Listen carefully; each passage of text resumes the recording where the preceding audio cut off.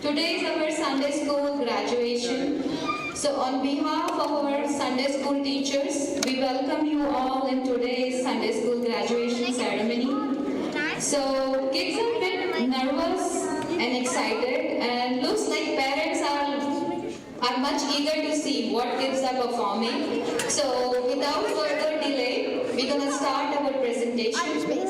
So before starting our presentation, I'm going to say one of the beautiful quote of our founder Acharya, Srila Prabhupada. Without his blessings, we cannot move forward. So Prabhupada is saying, our children are the gift given by mercy of the Lord. They are delicate and very, very precious. Take care of them with love and devotion by giving them Krishna consciousness. Teach them Krishna consciousness at very early stage so they may advance in devotional service. So with that, we're going to start our Sunday school presentation with our youngest group, which is Bal Gopal group. So Bal Gopal group is 4 years up to first grade. So Prabhuji, Swarngaram Prabhu is their teacher, Swarngaram Prabhu. So here you go. Hare Krishna. We have to show a little bit of energy. This is a Bal Gopal group. They have a lot of energy. So little louder. Hare Krishna. So you have to keep clapping for them, okay? So they feel a little bit comfortable here. So you have to encourage them with 3 Hari Bols and the clapping, okay? Hare Krishna. Everybody will stand here, okay? We'll face Prabhupada, okay? Okay, stand like this. Good. Hare Krishna. So Krishna, we'll look at Prabhupada, okay? So we got all the kids here. So before going into what we have covered for a whole year, what I've learned from them, I'll go over that. So the first thing I learned is patience. Teaching them was not easy. And the second thing was love. You cannot shout at them, you cannot get straight at them. So you have to tell them with love. So those 2 things are like necessary to teach them. It was hard, it was difficult, but it was fun. They do not know how to read, they don't listen to instructions, so that's where the fun comes, right? So, but the best part was, they did not know anything. As long as you get their attention, they will listen to you, because they're clean slate.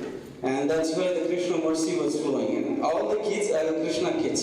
So it's very easy to tell them Krishna stories. They all already know a lot of things. So I will just go over what we covered so that everybody knows, because a lot of parents asked us what was the curriculum, what we teach them, so that everybody knows. I'll just go high level and then they can tell what they've learned. It's kind of test for them. I did not do any practice because I wanted to see what they have saved in their passive brain, right? So what they know unconsciously. So we want to see that. And they remember everything. So what we covered was some prayers about Srila Prabhupada, Vaishnava behavior and etiquettes. And the most important part was like, who am I? Right? So that was a little challenging how to teach these little kids, who am I, right? But we, with the God grace of the Vaishnavas, we were able to cover that. About the vegetarianism, Vaishnavism, and the different Krishna Kridas, that means the different form of the activities. So I'll go slowly one by one. So everyone, how we start the class? With the Prabhupada Pranam Mantra. Can we all say that? And you all can join us, okay? Okay. Come on, loud, okay? Nama Om. Loud.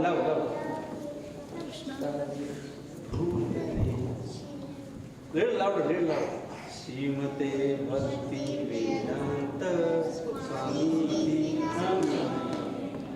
Namaste Saraswati Deve Gauravani Prajane Shiva Shesha Shuddhavadi Pachathesha Tamiye Shri Krishna Chaitanya Prabhu Nityananda Shiva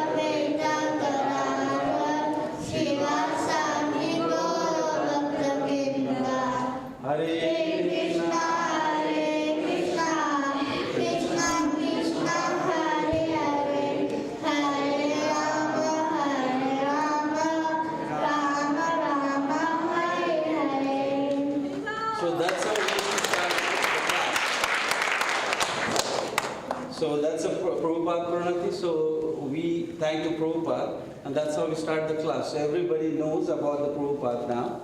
That's how we started, because they did not know Prabhupada. So we started learning about Prabhupada. That's where the class started.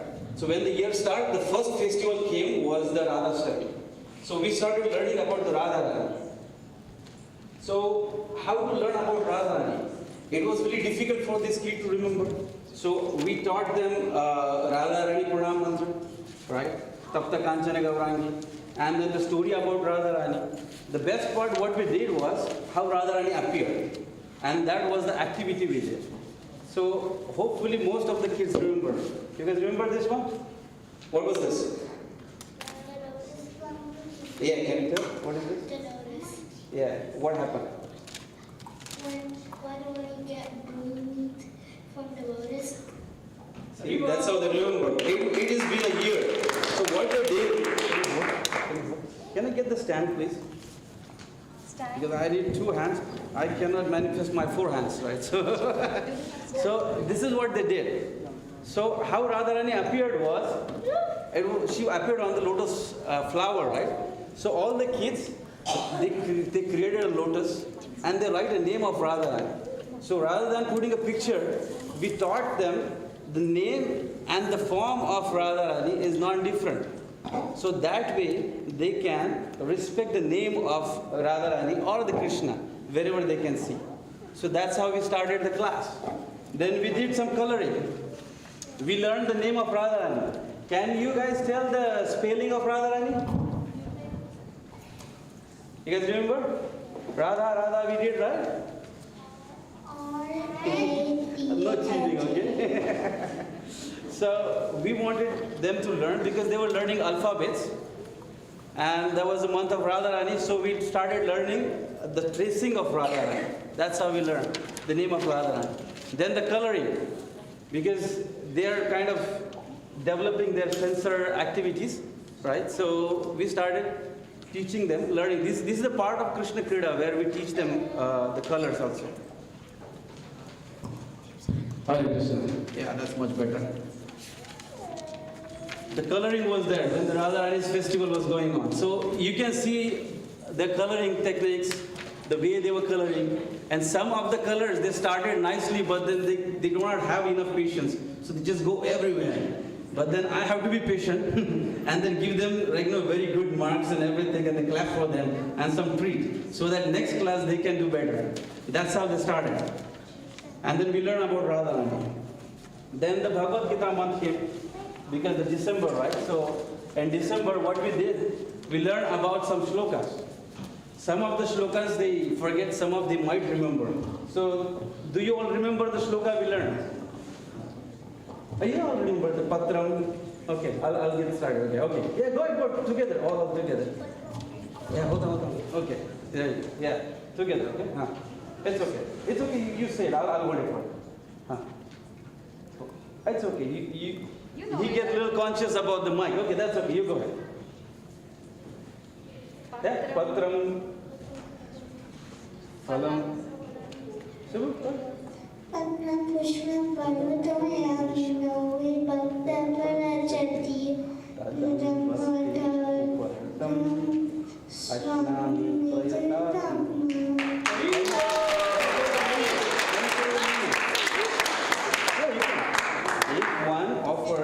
If one offers a leaf, a flower, or fruit, or water, I will accept them. Yeah, with love and devotion. With love and devotion. And that's the thing. When the class started, right, most of the kids were pretty reserved. They were not even talking to anyone. So as the class progressed, most of the kids they open up. They started playing. For that, we had very beautiful game. It is Krishna Chariot. So what we used to do is, so that everybody can get the stage, the confidence, right? They don't have a stage fear. So what they used to do is, I used to give them a pastime of Krishna. They used to act, and then everybody else used to guess. So we'll do that with you all, okay? So I'll tell you, okay, so who want to do this? It's a simple game, right? We used to do, right? So I'll tell you the pastime. Okay, who's that? Gaurangi? Krishna wants to do it. Sami wants to do it. Okay, Krishna, I'll tell you, okay? In your ears, okay? You have to guess. Okay? Yeah, do it. No? That's okay. Can you do it? Okay. That's okay. They'll guess it. Come on. That's it. Come on. You have to clap for her.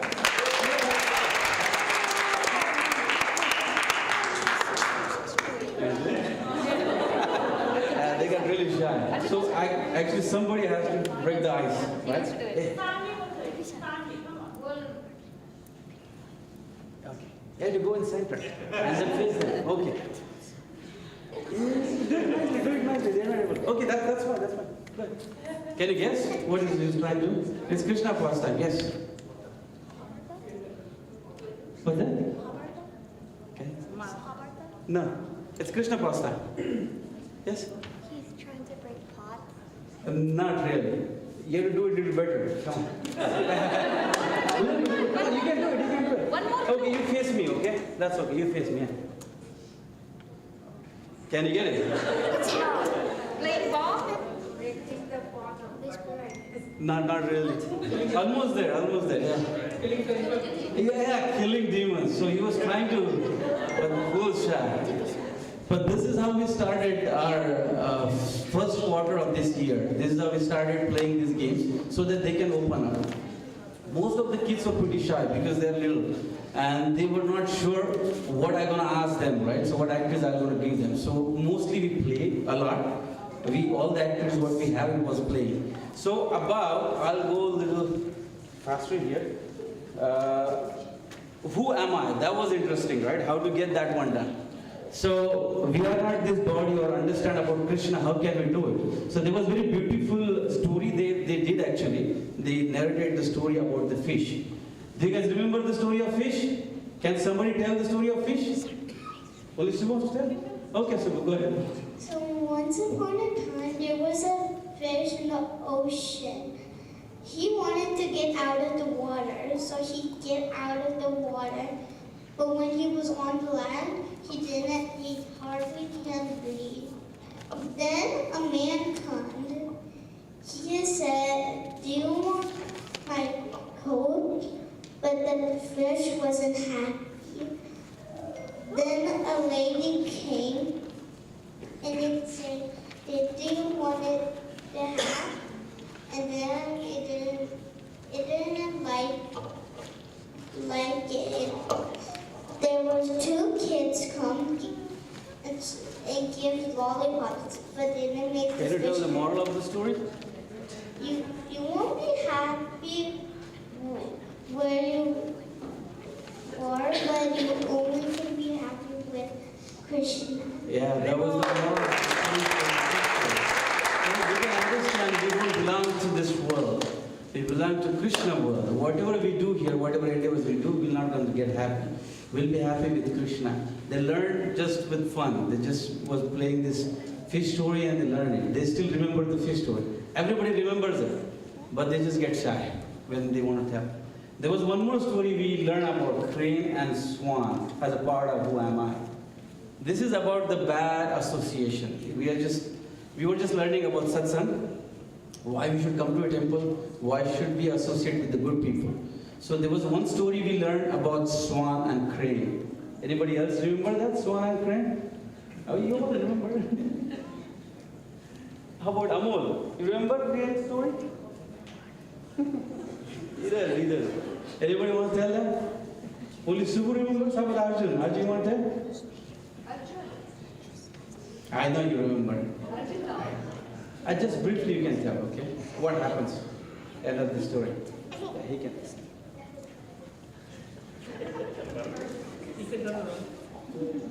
Everybody forget now? It happened to me when I was in kindergarten. I mean, I was not in kindergarten, but first. Okay, so now you can tell. That's okay.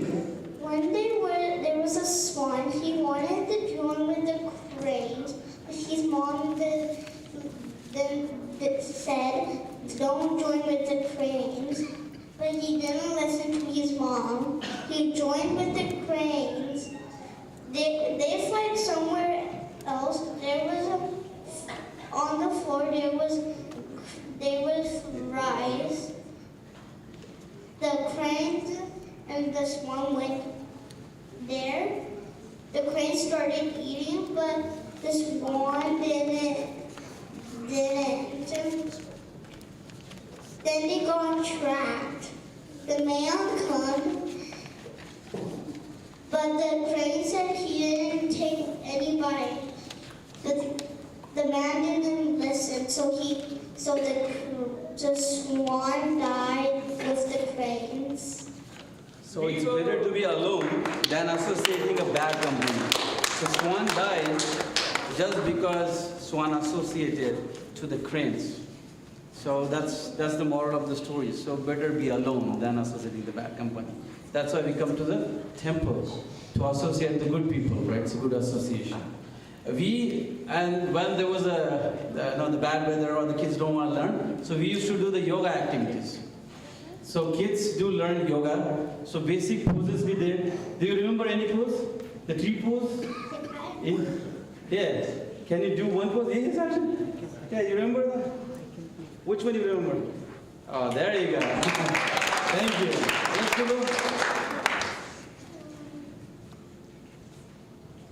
You can do the aeroplane pose. Remember the aeroplane? Or the tree pose? Yeah, it's fine. So that they can learn. They do learn some dance. The regular dance what we do in the temple, Arati. They learn that. We used to play this one more game. It's called Krishna Pictionary. So I used to have a board where I used to draw a Krishna pastime, or depends on the festival. So when we had a Nursing Day festival, even they learn about Ekadashi. Do you remember the Ekadashi? Today is Ekadashi. So what was the story of Ekadashi? You remember?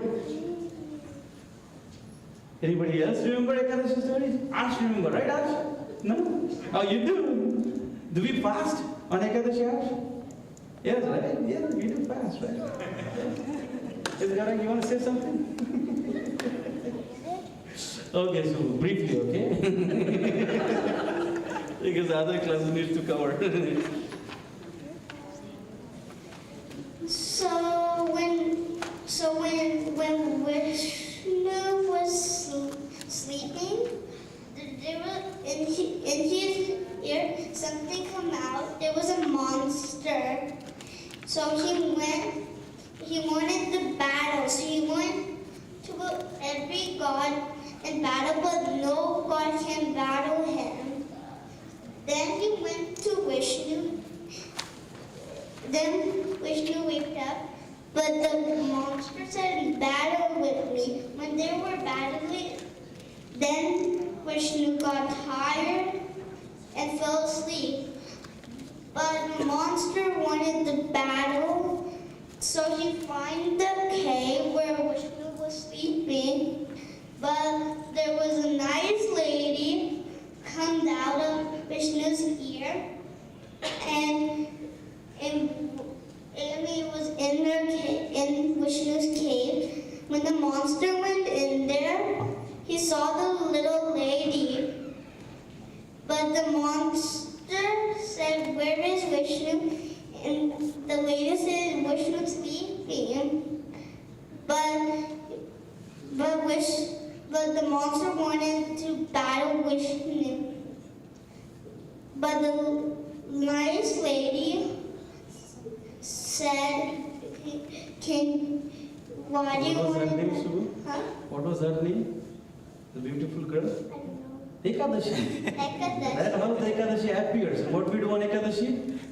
Be fast. We fast and And do not eat grains or fruits. chanting and kirtan, right? Right, everyone? We do fast on Ekadashi. Today is the Ekadashi. And this is how we learn, because to make them learn a story, it's very difficult. So we would Krishna Pictionary. So draw demons and all that characters so that they can remember. So we make a video kind of thing, right? So that's how we learn. Then the Nityantradoshi came. So we did the Nityantradoshi, we painted. We learned a bhajan, but we never get a chance to sing that bhajan. So hopefully they remember the bhajan. If they can sing 2 lines of it, okay, just 2 lines, okay? The bhajan, okay?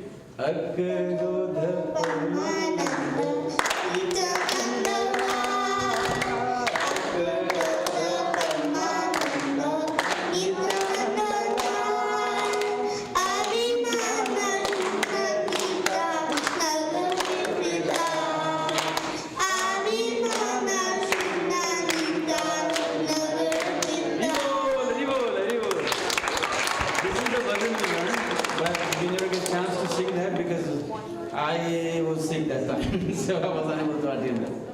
So, and then we did the coloring activity, and then the Gaur Purnima came. Hopefully everybody remembers what we did on Gaur Purnima. Everybody remember? Everybody remember this? What was this? Puppet show, yeah? And you remember the story of puppet show? What was the story? Yes, Gavin? No, Gaur Purnima, Nimai story. Yes, Arjun, do you remember Nimai story? Yes? I remember my story. Just, what was it? Just tell me the headline. So, It was, no, not the story. Not the whole story. Just tell me the title of the story. I don't know. Okay, that's all right. So it was Nimai and the thieves. You remember the thieves? 2 thieves? Yeah, so we colored that before doing the puppet show.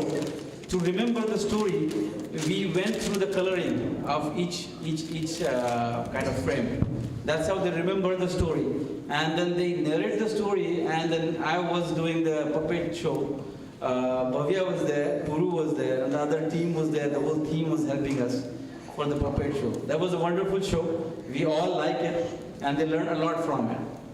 Then, before closing this one, we started learning about Narsinghadev. The way we were learning is the same way, the Krishna Pictionary and the coloring thing. So that's complete the syllabus what we covered.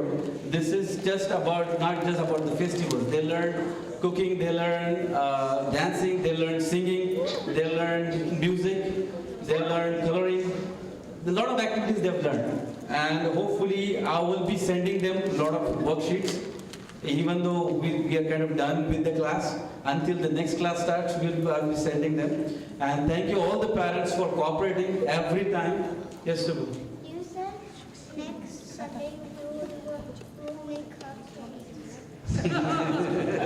Let's see. We'll plan, okay? So it's not ending. So, but thank you all the parents for cooperating, because every time I send a message that they need a craft activity, they need a scissor, everything you guys send on time. And thank you for bringing them for the class. So 3 Haribos for the parents and 3 Haribos for the How we end our class? How we end our class? One chap. Okay, say. One chap. Vesha Kripa Sindhu Bhaeva. Sriya, you have to say. Patitanam Pavanebhyo Vaishnavebhyo Vaishnav Thakur ki Jai. Let's give a big round of applause to these kids. Bal Gopal kids ki jai. And many Dandavats to Swan Gaurang Prabhu for his patience and dedication. Hare Krishna. So with that,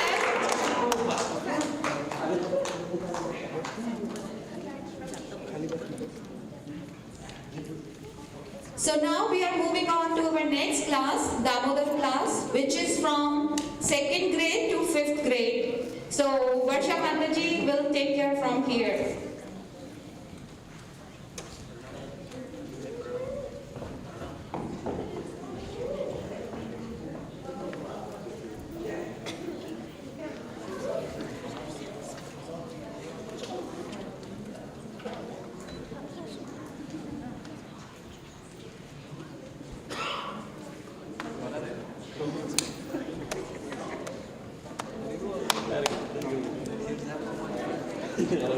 I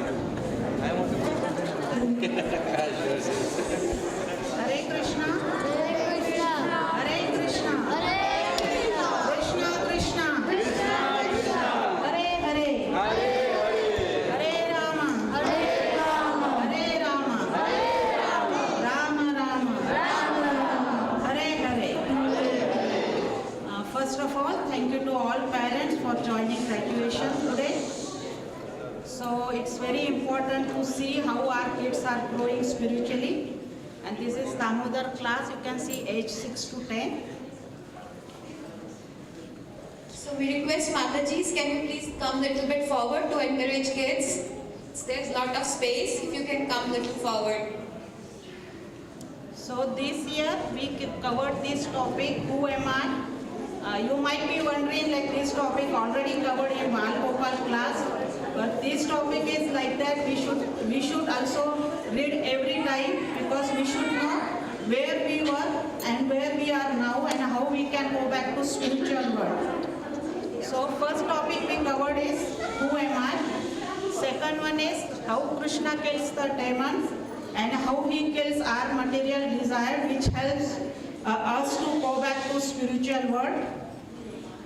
Third topic, Lord Chaitanya's childhood pastimes, and fourth topic, devotional practice.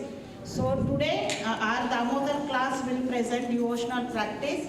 We learn different techniques how we can do it at home too. So today they will give some practical knowledge about it, and we have very small skit where Jimmy is very a new person and is visiting the temple first time, and he doesn't know what is happening in the temple. So there are different things we can, when first time when we visit the temple, we think, oh, why these people are wearing different clothes, why they are putting tilak, why there is kantimala, why they are singing different arti. So they will show you the different devotional practice we do in the temple.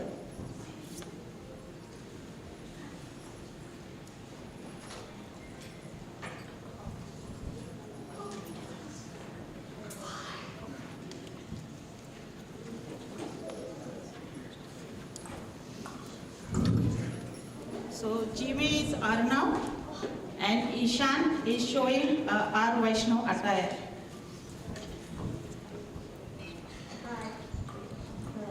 Hello. It's working. Hello. Checked it. Works now. Hello. Wait. I have a question. Why are you wearing these clothes? Most schools have student uniforms. They're the same for the branches of Krishna. They must wear this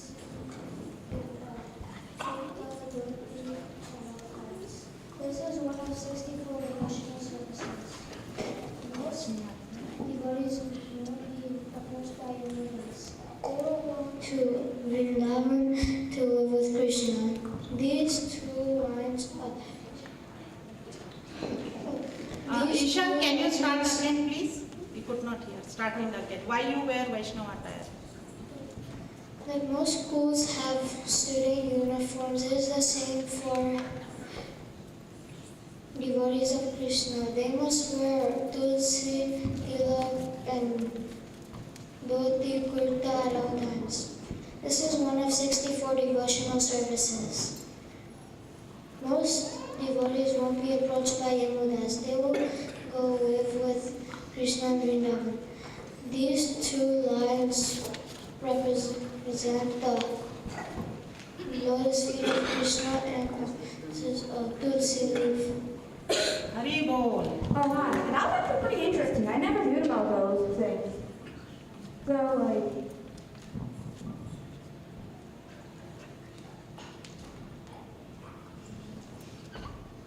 Wait, what happened to you? Wait, did you fall down? You alright? I feel like people are bumping here a lot.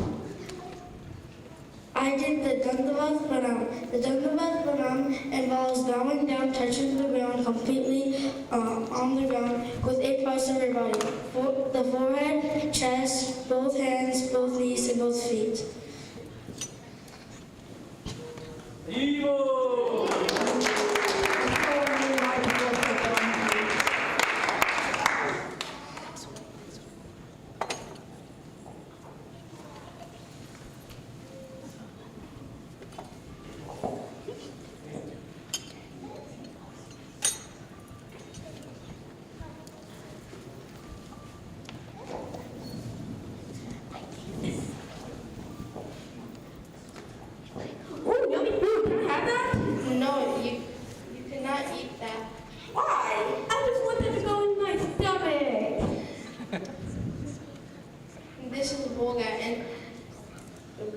is food that is offered to Lord Krishna.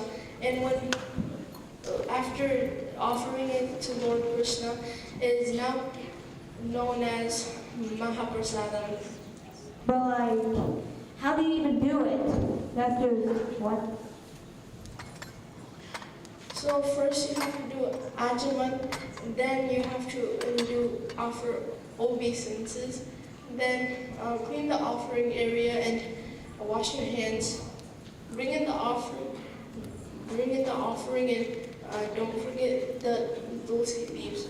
Sprinkle the plate with a few drops of water from the ajaman cup. Chant the following mantras 3 times while ringing a bell.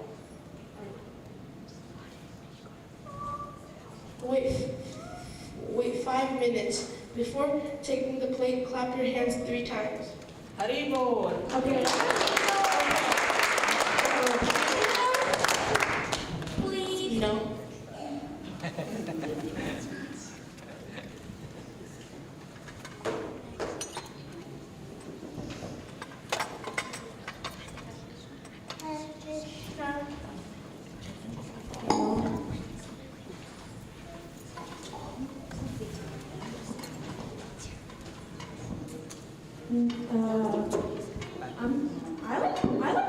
Sunday school. What? I like Sunday school because like you could dance and clap and it's kind of fun, but we don't do that in church. It's kind of boring there.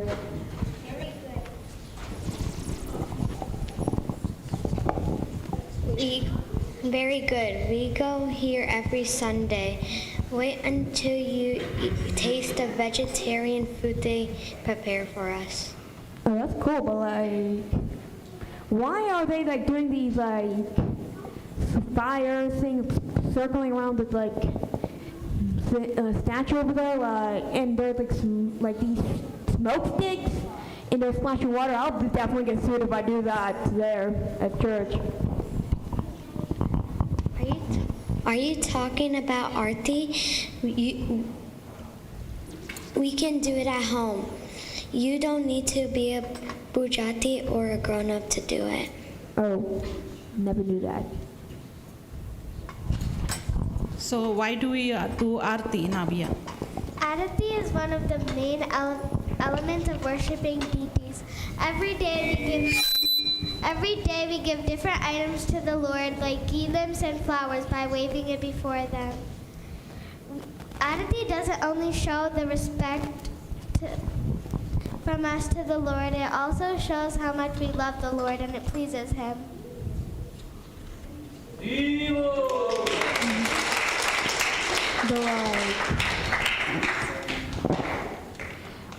Oh, but like, who's this guy over there? He looks like Krishna, but he actually has a lifetime. He served a lifetime now.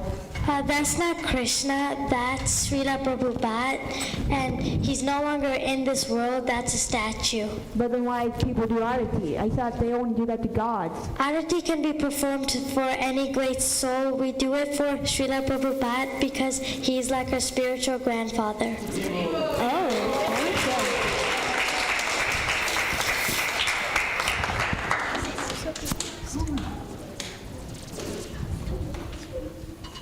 So now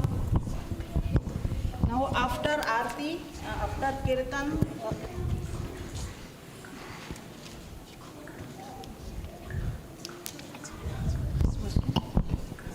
hello, Hare Krishna. Okay.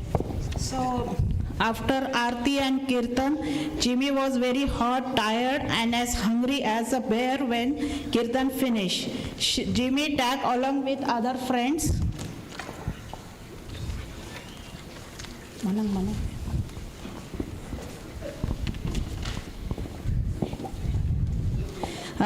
Jimmy tagged along with other friends for Sunday feast. He and other his friends got in line behind some other boys for the feast. When it was Jimmy's turn, the server put many preparation on his plate. He did not recognize a single one. Wait, where's the booty? Where's the booty? I was savoring for that one. I was so hungry. I'll be eating it every single day. So Jimmy is looking for puri, chana and pulao.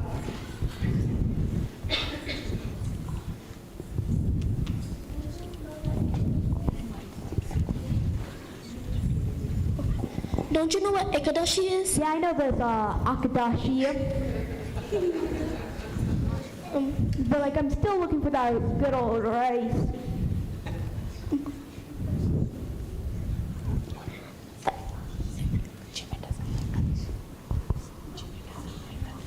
So Jimmy doesn't know about Ekadashi. When he visited the temple, it was Mohini Ekadashi. So he is still wondering whether he can get the pulao or something. And that time one devotee Manang stopped by and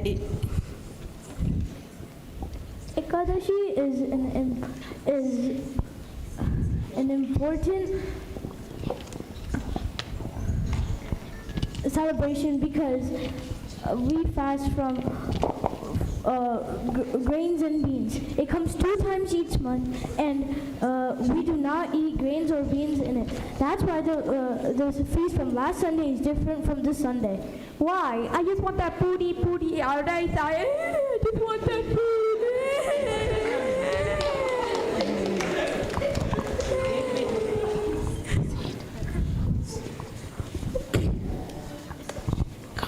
This is why we should not eat grains on Ekadashi. Papa, we should take shelter of grains on this day, and any sinful activities will be present in the grains on this day. Whoever follows Ekadashi on this day will be free from all sins and never goes to hell. I still want that booty. So it is very important part of our spiritual life to follow Ekadashi. The way fire can burn pile of cotton very quickly, same way one Ekadashi can burn a mountain of sins quickly. We should not eat grains, pulses. As Manang said, the Papurusha stays in grains. Hari bol.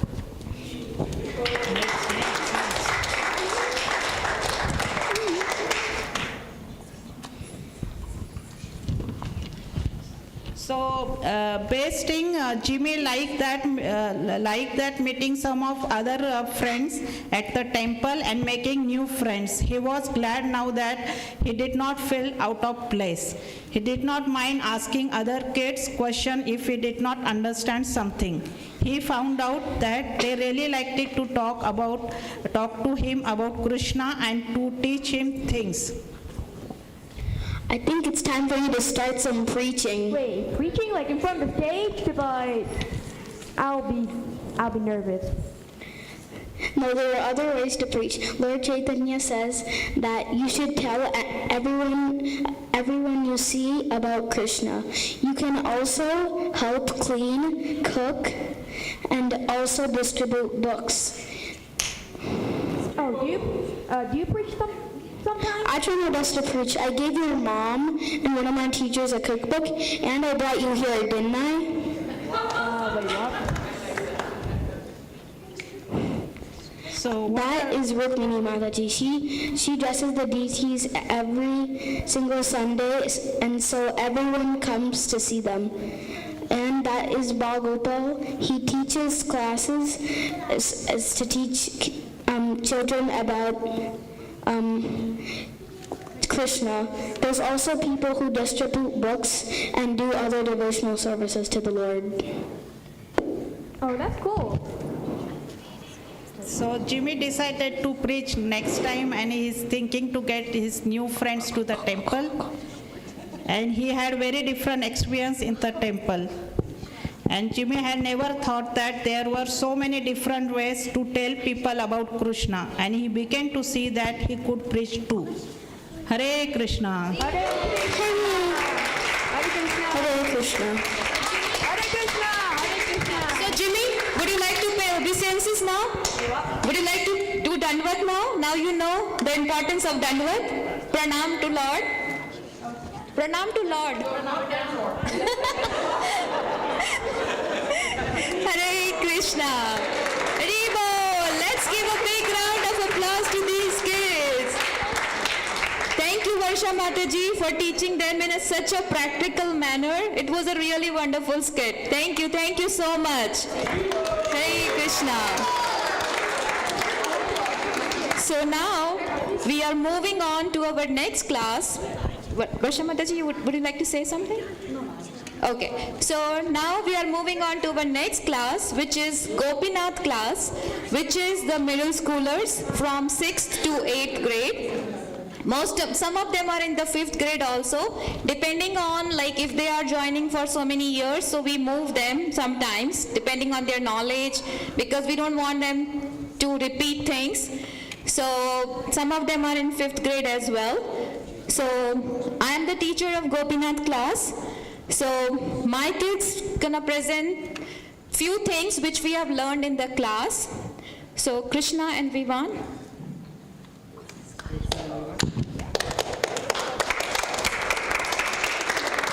So just to a brief overview, so we started our Sunday school year learning about Srila Prabhupada, who is the founder Acharya of our institution. So we spent one class talking about Srila Prabhupada.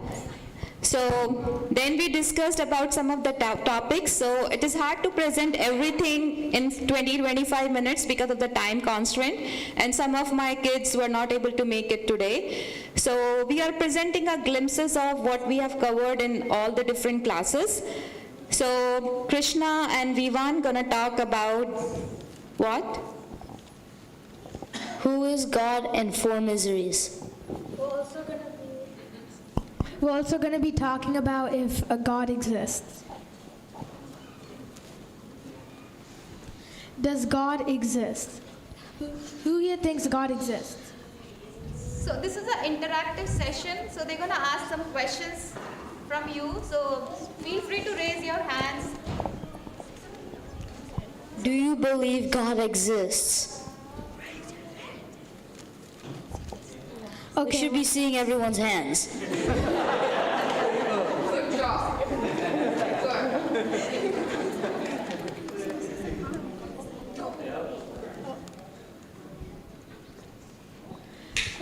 So I have one question. Does everybody see the thread going through the pearls? Yes. So like that, Lord Krishna created gravity which keeps all the planets in orbit. So what he's trying to say, like this is a pearl necklace. So he's trying to say, do you see the pearls lying, like simply they are lying, or they are tied with something to make a necklace? Tied, right? So can we see the thread in the pearl necklace? No. So now Krishna, can you explain? So like that, Lord Krishna created like how the planets would stay in orbit perfectly, and they won't get out of orbit because he created all the forces and everything involved in doing that. So he is the creator. We cannot see him everywhere, but he is present everywhere, like the thread in the pearl necklace.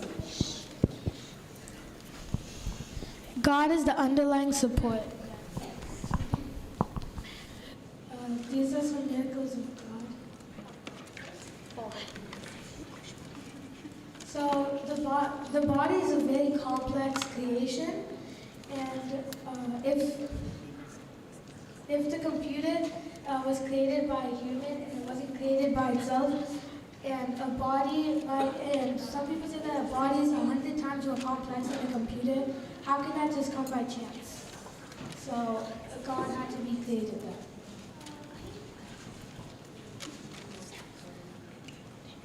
Another miracle is that just from like a tiny seed, an entire tree grew from it. You can see in the pictures.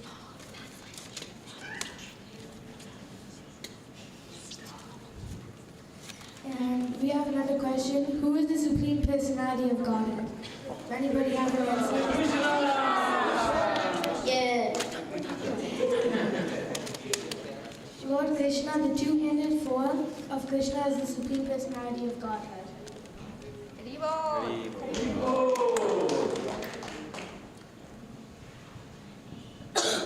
Does anybody know the meaning of the name Krishna? Any guesses? Any guesses? Here's a. You wanted to answer, right? All attractive. Good job. All attractive. Lord Krishna is all attractive because he possesses these 6 qualities. Beauty. So love. so Krishna, anybody would like to name? Does anybody? One guess each.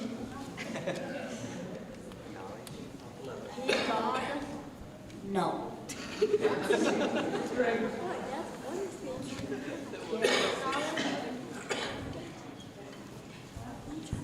I think knowledge is one of them. Yeah, knowledge is one of them. Subra's hand is up at the back. Yes, correct. That's one of them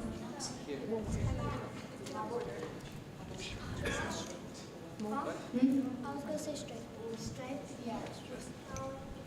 Those are, this one. Those are the 6 qualities of Lord Krishna. This is a picture of Krishna. He is in the heart of everybody here and everybody in the world.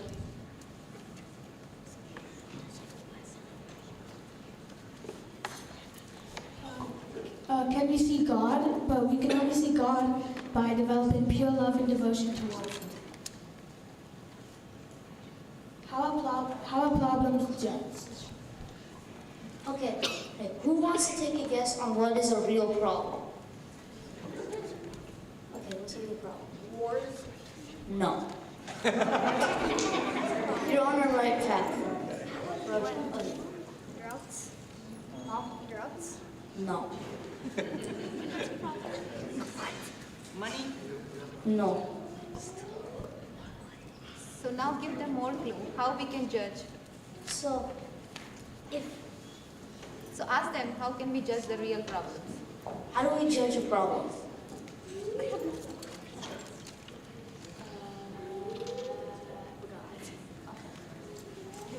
Ishan. by figuring how bad the problem is. You're almost there. By like understanding the problem. Kind of. Okay, again. Mataji's, any clues? Please encourage them. Any clues? Yes, somebody's raising the hand from there also. Correct. It must be common to all people, and no one should be able to avoid any of them, and no one should want them. So now any guesses? What are the real problems? Wars. Still no.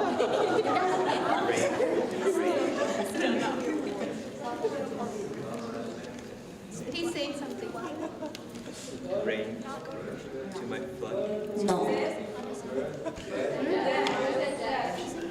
Correct. Birth, death. I got it. Can you control your birth? No. Can you control your death? No. Can you control when you get old? No. Can you control when you get sick? No. You can prevent it, but you can't control it. And that's all we have.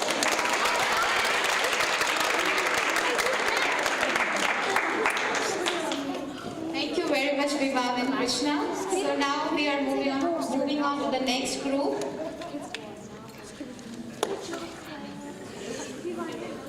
Yeah, this one.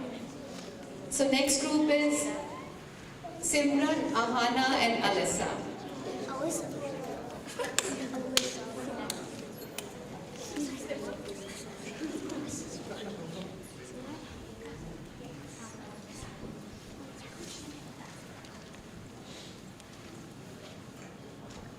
Hare Krishna, everyone. I'm Simran. I'm Ahana. And I'm Lisa. So, we will be talking about how rare human birth is and what the purpose of it is.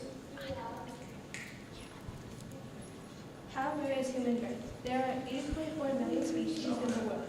As you can see here, humans cover the smallest portion of this pie chart. 300,000 are aquatic animals, 2 million are plants, 1,000,000 are insects, 1 million are birds, 3 million are other types of animals, and only 400,000 are humans.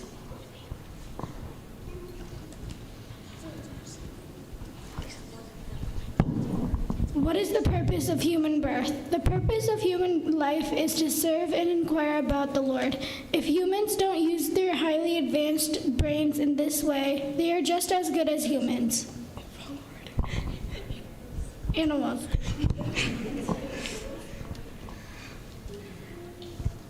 What is the difference between humans and animals? Both human beings and animals eat. Both human beings and animals sleep. Both human beings and animals have children. Both human beings and animals defend. What is the actual difference between humans and animals? Humans are much more intelligent. Animals can't think as well as humans can, so humans should use their intellect to learn and study about God. How can we use our senses for Krishna? This is Ambarish Maharaj, who kept Krishna the center of his life using his body, mind, and heart. For our last part of our presentation, we would like to involve the audience. We will be asking how we could use the audience, on how a human could use these senses in service of Krishna. So how can we use our mind for Krishna? Nabu? Yeah.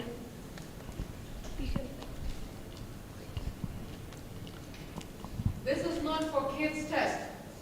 It's adults. You can also answer. Yeah, adults should answer this. It's a test of your knowledge also. So please support the children by asking the questions. Yeah, next. How can we use our eyes for Krishna? Well, one way. Subrat? Yeah. How can we use our hands for Krishna? Alex? What? Cleaning? Cleaning services. I think that might be the one, but like there's another hand too, so I don't know if that's the one. Yeah, you can take more options. Yvonne? Cleaning a temple. That's what Alex just said. Oh. Okay, Krishna? You can performing puja. Yeah. You just. Can you just click?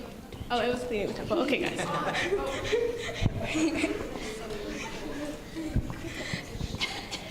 Oh. Sorry. Okay.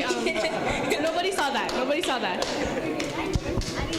How can we use our nose for Krishna? Subu?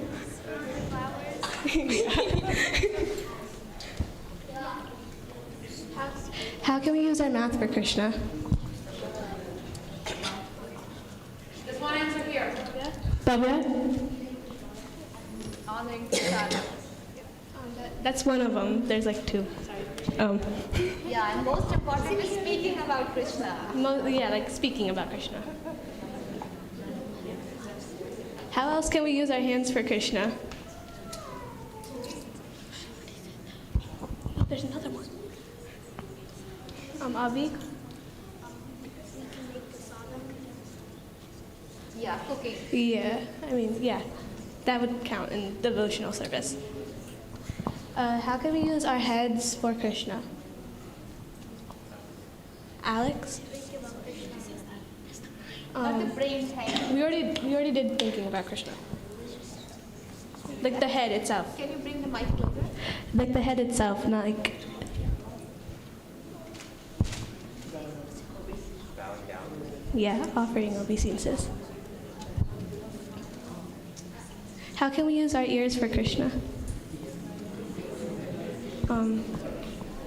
Wait, I don't. There is one hand raised from there. Oh, Kritika. Sorry, I get you. What? Yeah, hearing about Krishna. How else can we use our mouth for Krishna? Nabu? Girls, to the side too. Yeah, they can on the side. Yeah, Nabu? Chanting the holy name. Yeah, but what else? What else? Like, Kritika? I mean... Sorry, I thought it was Kritika. Okay, Arya? Yeah. How can we use our hearts for Krishna? This should be easy. Subrat? Like, the only... Yeah, loving Krishna. That should have been easy. Yes. How can we use our feet for Krishna? Achut? That's an option, but it's something we do every time we come here. Among? Yeah. What? Dandavat pranam, he's saying. Not exactly, but that's an option. Bhavya? Okay, that's pretty much it. Coming to the temple. Coming to the temple.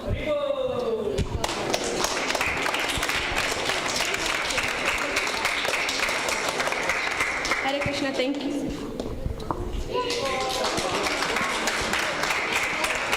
Thank you, kids. It was a wonderful presentation. So now we will move on to our third group, Swarna and Isha.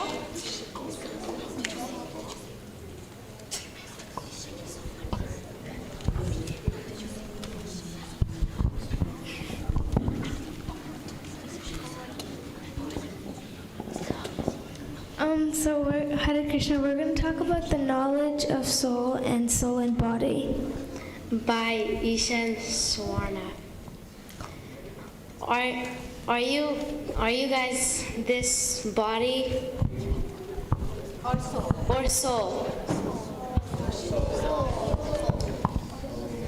Yeah. We are not this body. We are the soul, and we are parcel of Krishna. The soul, like, it never changes. Like, even if the person's, like, when you age, their body changes, but the soul remains the same. This is an example of the driver in the car. In this case, the driver is the soul and the car is the body. When the car is moving, the driver is driving the car. Similarly, because when the body moves, the soul is in the body. When the soul gets out the body will stop. Just like when the driver gets out the car will stop moving. This is another example of a cage and the bird story. The cage is the body and the bird is the soul. The owner of this cage decorated the cage. She thought the bird looked really good in the cage, but she forgot to feed the inside of the bird. She didn't give it enough Krishna consciousness, or she didn't give it food. Similarly, the soul has to be taken care of, not just the outside of your body. This is the example of the actress, and one time an actress woke up in the morning and she saw a wrinkle. She got really depressed and started taking bad things. After a while, she did not care about the things and died. The soul's nature is to love and serve God. That's just pictures. The pictures of this. The size and location of the soul. So ask the audience. Does anybody know the size and location of the soul? Does anyone know the size and location of the soul? Krishna? The size of a soul is, I think, 1/1000th of the tip of your hairstand, and the location is in your hood. Wait, What he said? it's actually 10,000, not 1,000.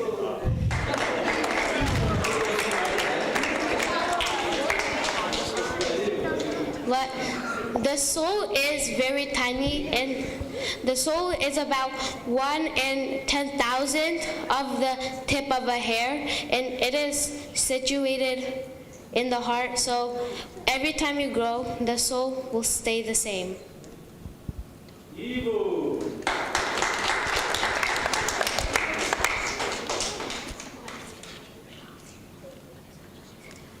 The soul is like, it always remains the same, because if somebody puts on new garments, like giving up the old ones the same time of death, the soul accepts new bodies. Like when somebody dies, the soul will go into another body. So that's how soul is eternal. Yeah. Thank you. Krishna, wonderful presentation. Thank you both of you, Isha and Swarna. So these are some of the topics which we covered in the class this year to make them more aware about Krishna consciousness and imbibe more into their daily lives. So besides this, we also talk about Nityanand Prabhu and Chaitanya Mahaprabhu, and we did 2 dramas this year. So one we did on Gaur Purnima. Next.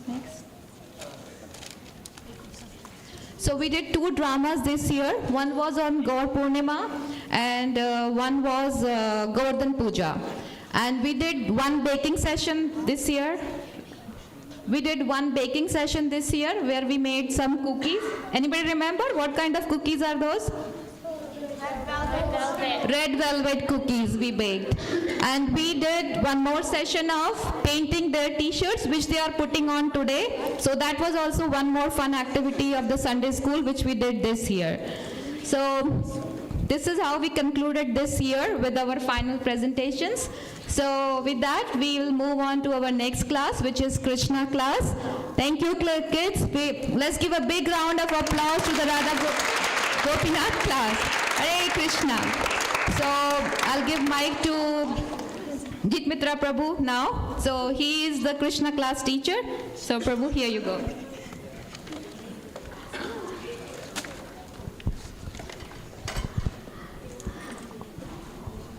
Hare Krishna.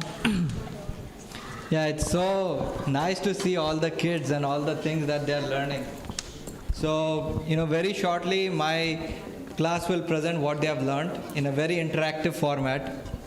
So I won't say what they have learned, but what I want to I'll just take a few minutes to talk about is what is the importance of this spiritual education? Like, why do we need to teach our kids all of these things that we are teaching? So, the United Nations was created in 1945 to bring about world peace. Yeah, I don't need, yeah. So United Nations was created in 1945 to bring about world peace. Can anybody guess between 1945 to 2013 how many wars we have had in this world? Like the different types of major, minor, the cold, hot wars we have had between. Can anybody take a guess? Yes. 20. Anybody else has a guess? Yes. Yeah, you. 16. What about you? 25. 13. 100. Anybody else has a guess? Yes. 27. What about you? 31. 15. So all the kids are answering. No adult is answering. Yes, there. Okay, that's a ridiculous number. Then we would all be dead. 5,000 wars. But, so the answer is, if you look at statistics, we have had 140 wars just within that small span of time. So, Jai Jai Sisi Nithai Gaur Chandra Ki Jai.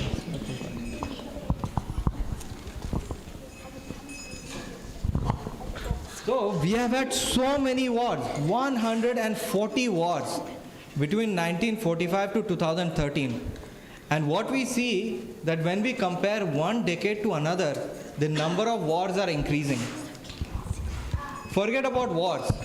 if we pick any social metric, like the addiction rate in youth, or the suicide rates, or any other social metric, or the divorce rates, we see that whenever you take one decade and you compare it to the next decade, it's only going worse. So this is kind of interesting, because 2 weeks ago, I had gone to Chicago for a conference. And this conference was in the, the next level of automation they were talking about. So they were talking about topics like artificial intelligence. They were talking on topics about robotics. They were talking about topics like humanoid robots. They were talking about 3D printing. So we are seeing that science, technology is increasing at a very rapid rate. And as humans, we are telling that we are getting more and more intelligent. And technically, technology should bring us happiness.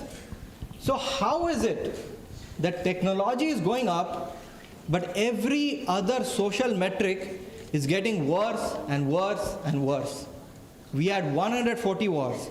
If you look at the youth of today, they are suffering from so many mental health diseases. So why is this? Why is this? That science is improving, but every other social metric is getting worse and worse. Our society is decaying. So anybody has any answers? What is the reason of this? Like, it's a conundrum. It's like, if the science is improving, if we are getting smarter and smarter, then things should improve too. So why are things not improving? Sorry, bro? Dependency on technology. We are so much used to the day-and-day technologies, and we are dependent on for cell phones and all this stuff. Yeah. We use our intelligence very limited. That is true. Technology is making our intelligence duller. Lack of spirituality. Lack of spirituality. So the biggest thing is, in our education system of today, Prabhupada has criticized heavily the education system of today. Why has Prabhupada criticized? Because today's education system is only teaching us how to earn money. If you look at all of our education system, starting from grade 1 to PhD, it is only teaching us how to earn money. Where is the space for spiritual education, and where is the space of character development? That's why this Sunday school is so important. Like, it's not just important for our kids, it's important for the society in general. Because I just gave you that statistics, 140 wars. That's a big number. So, in the Bhagavad Gita, Krishna is telling in chapter 16 that Abhayam Sattva Samsuddhir. So he is listing out the 26 qualities we should develop. So what are those? Abhayam, fearlessness. Sattva Samsuddhir, purification of one's existence. Abhayam Sattva Samsuddhir, Jnana Yoga Vyavasthita, cultivation of spiritual knowledge, the things we are learning. Jnana Yoga Vyavasthita, Danam Damasya Yagyasya. Danam, we have to be generous, we have to be charitable. Damas, self-control. In Kali Yuga, we need self-control. Danan Damasya Yagyasya. We have to do sacrifice. For Kali Yuga, the sacrifice is chanting of the holy names. Sankirtan Yagya. Danam Damasya Yagyasya Swadhyaya Tapa Arjavam. Swadhyaya is we have to cultivate the quality of self-study. Swadhyaya Tapa, austerity. Arjavam, religiosity. Then Krishna is saying, Ahimsa Satya Akrodas, non-violence. I just told you 140 words. Ahimsa Satya, truthfulness. Akrodas, freedom from anger. Ahimsa Satya Akrodas, Tyaga Shantir Apisunam. Tyaga, like we shouldn't be too attached to material things. Shanti, to be steady in both happiness and distress. Tyaga Shantir Apisunam, freedom from fault finding. Tyaga Shantir Apisunam, Daya Bhuteshu Aloluptam. Prabhupada focuses, we should have compassion for all living entities. Daya Bhuteshu, including the trees. Aloluptam means freedom from greed. Greed can burn a person. Like, there is enough in this world for our need, but not enough for even one person's greed. Daya Bhuteshu Aloluptam, Mardavam Harir Achapalam. Mardavam means being gentle, and Hari means modest. Simple living, high thinking. And achaplam means we have to be brave to face and to stand up for the right thing. Then Krishna is saying, Shama, Tejo Shama Dhriti Socham. Tejo means we should have mental strength. Shama, but yet at the same time we have to be forgiving. Tejo Shama Dhriti, determination that if I want to get this spiritual goal or if I have to get this material goal, we achieve it. Tejo Shama Dhriti Socham. We have to be clean both outside and inside. Adroha Nati Manita. Adroha means freedom from envy. Again, envy is another thing which burns a person from inside. Adroha Nati Manita, that we are free from ego as well. And then finally Krishna is concluding, Bhavanti Sampadam Devim Abhijatasya Bharata. So these are the 26 qualities that we have to develop. So in the kids we are trying to develop these qualities so that we stop the society from complete degradation. You know, if we continue how we are continuing right now, that number I gave you, 140, it's only going to get worse. And you know, the kids are the future of our society. So that's why, you know, this knowledge is so important. So now we'll bring out the group to show what they have learned. So we'll need 4 chairs.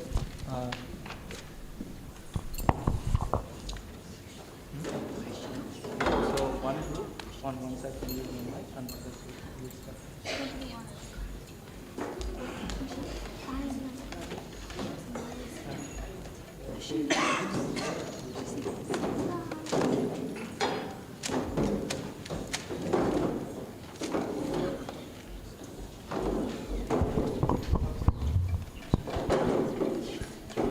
Yeah, so you both can sit on.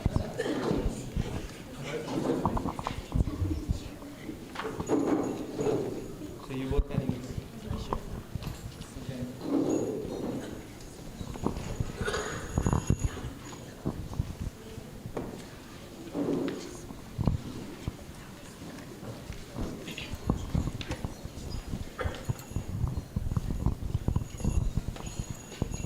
Hare Krishna. I'm Bhavya and this is Buru, and welcome to our podcast of Bhakti Wisdom Waves. Here we discuss important topics related to Krishna consciousness, and today we have Roheen and Pranav to discuss the importance of spiritual knowledge. So we've done some research and found that in the United States, 45% of students admit to being stressed at school. So they became so overambitious about producing good grades that they sacrificed their mental and physical well-being. I see you all have these great books and are studying them with all these devotees here. You guys seem to know a lot of philosophy and ethical behaviors, and we were wondering if you have a diagnosis for this horrible problem going on right now. So that said, what is the problem? Well, for a proper teaching and learning experience, the students and teachers both need to follow the proper regulations and manners of learning and teaching for greater growth on both sides. And these things are not exactly prevalent in today's teaching structure. So what guidelines should the teachers have to follow? Well, the first and foremost thing that teachers should understand is what the student actually needs. But this can further boil down to 3 major parts. They should know how much knowledge each student have. They should know how much realized knowledge each student has. And lastly, they should understand how fast they can learn. So in the case of how much knowledge they know, many times smaller formulas build up to bigger formulas, which build up to even bigger formulas. So let's just say that a teacher is trying to teach a student about a big formula. Well, if he doesn't teach, or he or she doesn't teach that specific student the smaller formula that builds up to that big formula, the student will be confused as to what exactly is going on and how the formula exactly works. And in that way, a teacher should know how much knowledge the student already knows.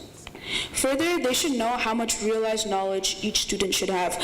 They should know that the student will understand this in a different way, and in that way they should be able to adapt to the different ways a student understands a thing. Lastly, they should also understand how fast a student learns. Well, if you go on a very rigorous and fast pace, for some students it won't work, because in some subjects they won't exactly understand things as fast as the course requires them to be. But and also in some cases, if you go very slow, it will become a very boring, and the class won't really be fun as it should be. So in that way, a teacher should understand how fast a specific student can learn. Okay. This is really interesting about teachers, but what should students have? Like, what kind of qualities? Well, since I am personally a student, I would like to shed more light on the qualities of a perfect student. So if you all want to refer to chapter 4, the 34th shloka in the Bhagavad Gita, it goes as Tadvidhi pranipatena pariprashnena sevaya upadekshanti te jnanam jnaninas tattvadarshinaha. So mainly 3 topics are being explained. It explains how you need to render service, you have to inquire submissively, and lastly how submissiveness cannot occur without respect. So in the case of rendering service, humility has to be there, because if you're not humble enough to learn from the teacher, you won't obviously be able to learn from the teacher, which kind of contradicts the entire thing of teaching. Furthermore, by rendering service, relationships between the teachers and the students grow, which is important even today. Well, in today's structure, it's not exactly prevalent that, a student serves a teacher, but still there should be this case of, relations where they still know each other, they converse a lot, and this is something else that's really important. Lastly, there's a greater development of trust, and whenever you render service or have good relations, more trust develops, and further this allows students to understand more. Secondly, students need to inquire submissively, and this also relates to this quality of humility. All students should have humility so that they can inquire in a way that they're honestly inquiring, that they're actually inquiring, and not like trying to confuzzle the teacher into something else. And that's a really prevalent thing which isn't correct, but I see a lot.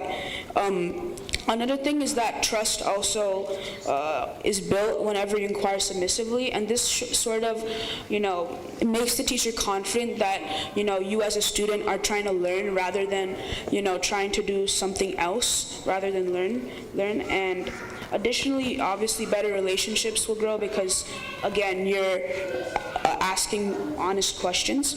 Also, greater growth occurs between the students, which is also important. And lastly, it helps the students learn. And I want to also include the fact that submissiveness cannot occur without respect. If you don't respect a teacher, you can't submissively inquire, and you can't submissively learn from the specific teacher. So yeah. Of course. But this is all like physical learning that we learn in school. What's the difference between this and the philosophy that you are learning? So, Hare Krishna, there are 4 types of knowledge: skill-based, knowledge-based, value-based, and spiritual-based. In schools, teachers teach about the functionalities of this material world and impart values for which students can use their skills, like plant a seed, for example. They also give a bunch of knowledge on, formulas and chemistry, math, physics, all these things, right? And in our philosophy, we are learning about spiritual-based education and value-based education, for which we can take care of our spirit soul. Like we already saw, the cage. If you compare a cage to the body and the bird to the soul, if you only decorate the cage but you don't take care of the bird, then the bird dies and the cage will have no meaning. It'll just look like a piñata which people smack around everywhere. But still, one must take care of the bird inside of them, and thus this is where we're introducing the aspect of feeding the bird and taking care of your spirit soul, which is part of spiritual-based education. All right. So my next question is a little bit interesting. One of our viewers were wondering, What qualities does one need to be a spiritual master in your movement? So as we say, right, if you're an ideal student, if you're eager to learn, then you can easily become an ideal teacher. There are many qualities one should have to become an ideal teacher, and these include self-control, able to control the senses, austerity, living with sacrifice, purity, tolerance, honesty, knowledge, wisdom, applied knowledge, and also religiousness. That's interesting. These qualities aren't easy to achieve by any means, especially self-control and purity. What are some ways in which one can gradually gain these type of qualities? So, as you've probably observed, we've been doing two things called chanting and meditating on these qualities by reading Shastras. When we read the Shastras, we come across devotees who have exhibited these qualities, and gradually we start to exhibit them too, because we get inspired by them. We also try to chant, and here's where I'll share one interesting story with you all. So, I'm sure you guys heard of the story where Krishna danced on the head of Kaliya, and all of the poison from Kaliya went away. Similarly, if we chant and make Krishna dance on our tongue, then all the poison from our heart will eventually go away. And these two aspects of chanting and reading Shastra are things that we try to follow to eventually achieve, maybe not in this lifetime, but eventually to have these qualities. And also, would you guys also want to know another important secret for advancement in spiritual life? Yes. Yes, of course. So one must serve their spiritual master, and this is a secret for advancement in spiritual life, because this attracts the mercy of the spiritual master, for which the negativity in one's heart can be removed.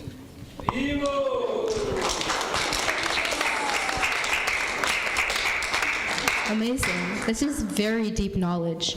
I can really see the differences in both our styles of learning now. So, are there any similarities you see? Yes, of course, there are. As I mentioned before, and as he mentioned, teachers should meet students where they are and should be conversant with how much knowledge they know. This is similar to, the material way of learning where, I think in my 12th grade we had like placement tests, so teachers would know, how much knowledge their students know. And this is prevalent in the material aspect of things as well as in the spiritual, where the guru knows the knowledge that the students have and how they can improve, the best way for them to improve. However, there's one other thing where the students also must inquire submissively from the teacher. And there are two important words to this. Inquire, and two, submissively, of course. And one must inquire to understand the entirety of what is being taught, and one must do so submissively with respect and patience towards the guru. This is something that we follow in our schooling system, and like in material, like in my school, like we have to inquire and we have to do it with respect, right, and with patience. And similarly, we also have to do that in the spiritual side of things with our guru. That's wonderful. We talked about the various types of knowledge, but I think we missed one. I think we missed value-based. What is this? So value-based education is something very important. One must have the core values to be able to function well in the society. This age is very quarrelsome and is full of miseries. And with certain qualities such as patience and tolerance, one will have the ability to cross over all the miseries that they encounter in this material world. And if this is taught in school, I'm sure that students will be stronger with these implemented qualities in them. This lays the foundation for spirituality and will eventually give us the happiness that we are all anxious for. Then gradually this will bring light to this material world, which is currently full of darkness. Hare Krishna. Hare Krishna. Thank you so much, Rohin and Pranav, for your valuable time. Let's give them a round of applause.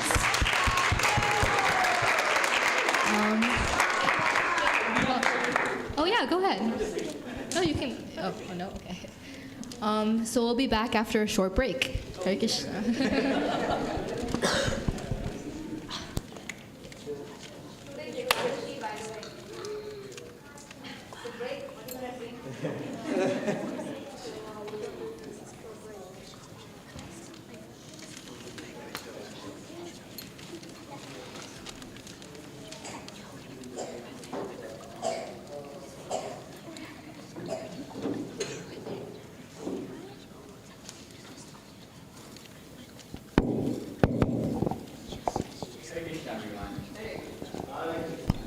Welcome back to our podcast.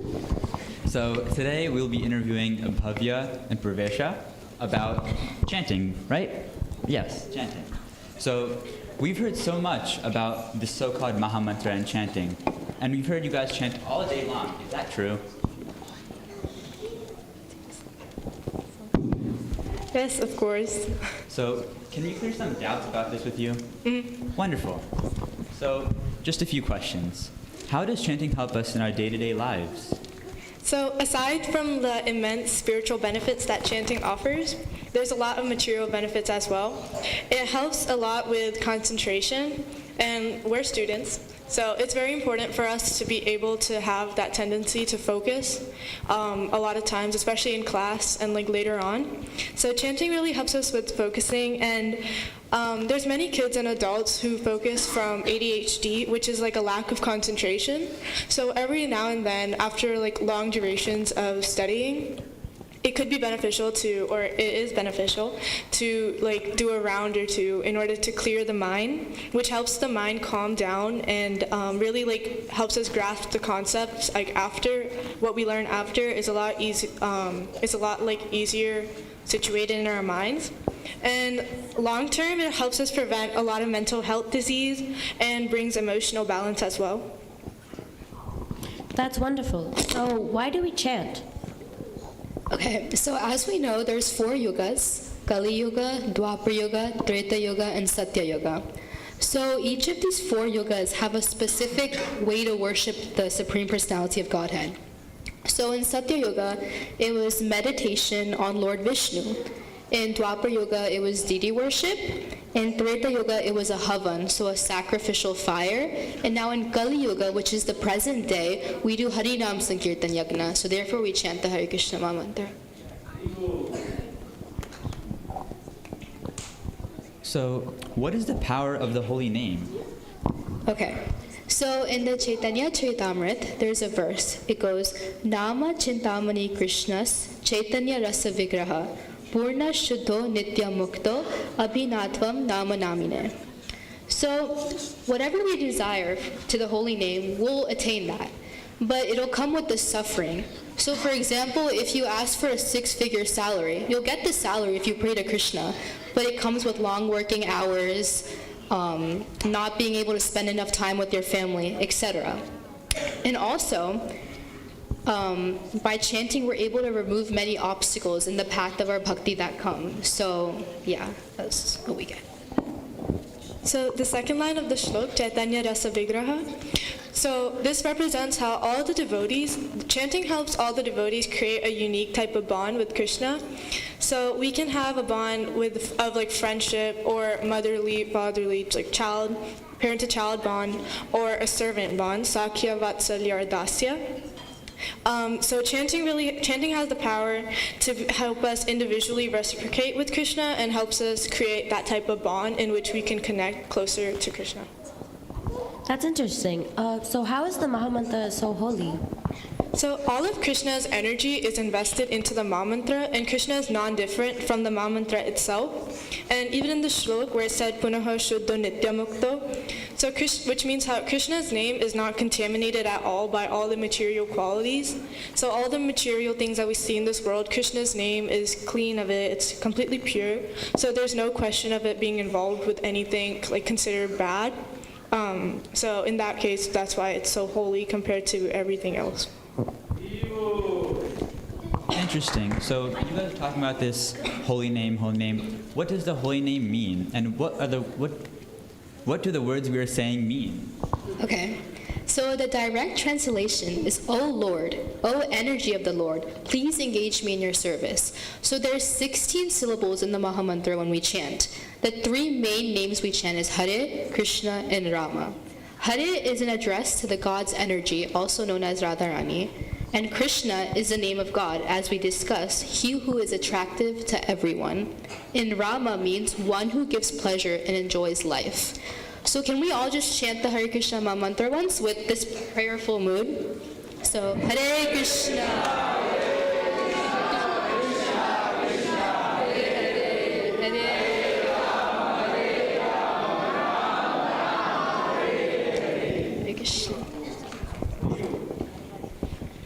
Interesting. So what happens if someone misuses the holy name? So how does chanting free us from our previous sins? So chanting has the tendency to remove all of our, even like the urge to do sin right from our root. So if we don't have the urge to commit sin, we of course won't do sin. So it's important to just take that urge out completely from the root itself, and that's what chanting has the powers to help us do.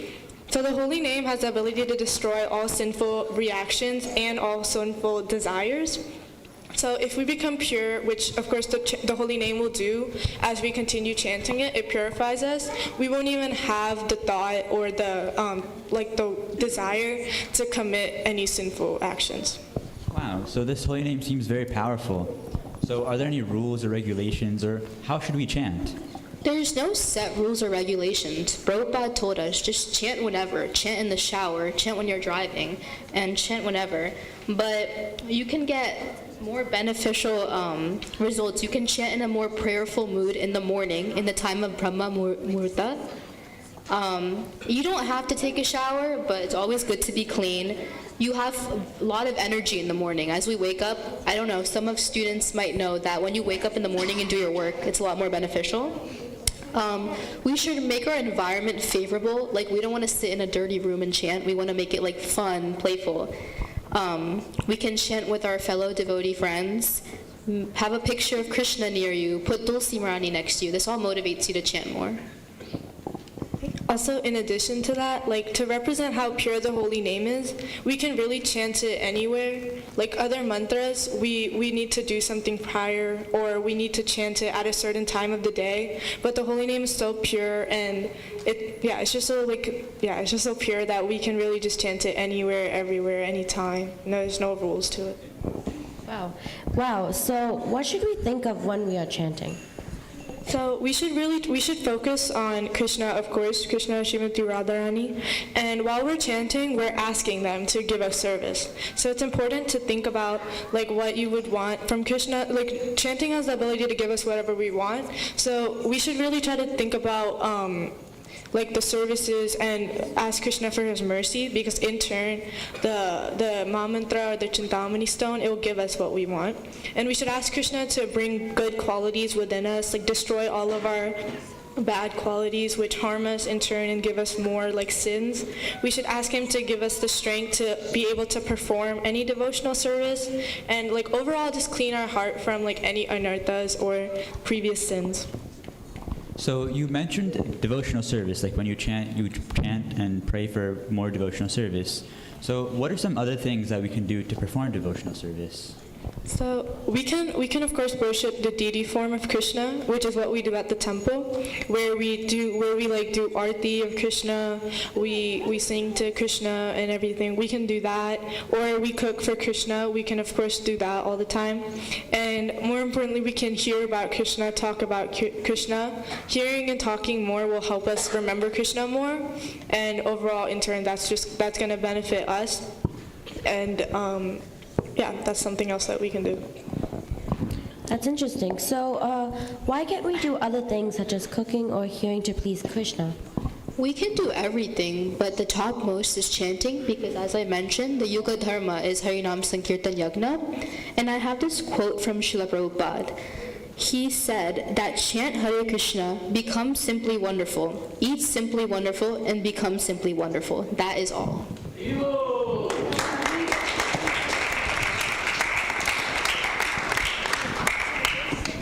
Let's thank Bhavya and Pravesha for their time, for coming on our podcast. It has been a very enlightening conversation. Hare Krishna.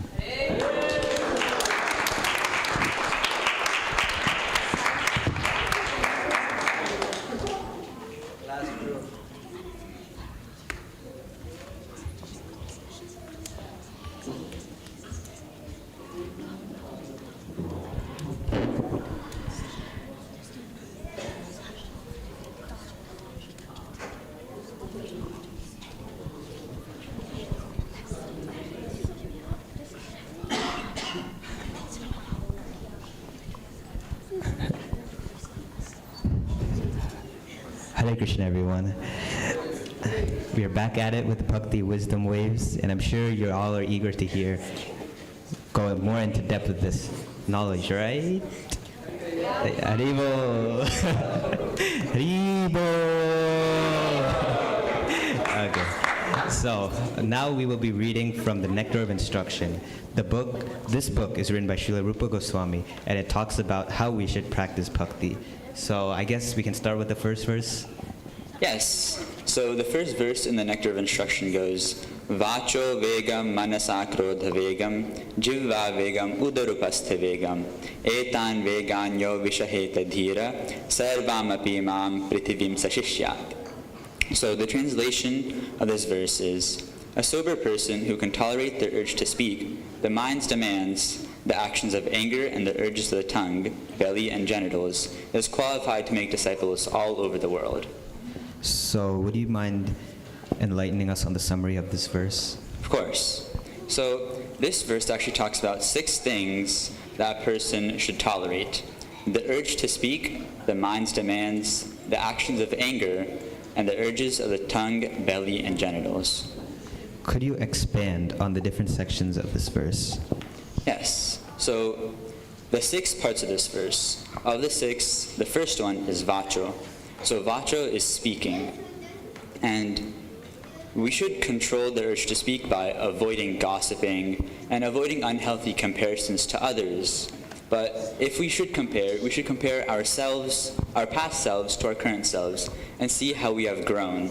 But the topmost things we can do with speaking is glorify Krishna and talk about his pastimes and his devotees. That is the topmost thing we can do with our speech.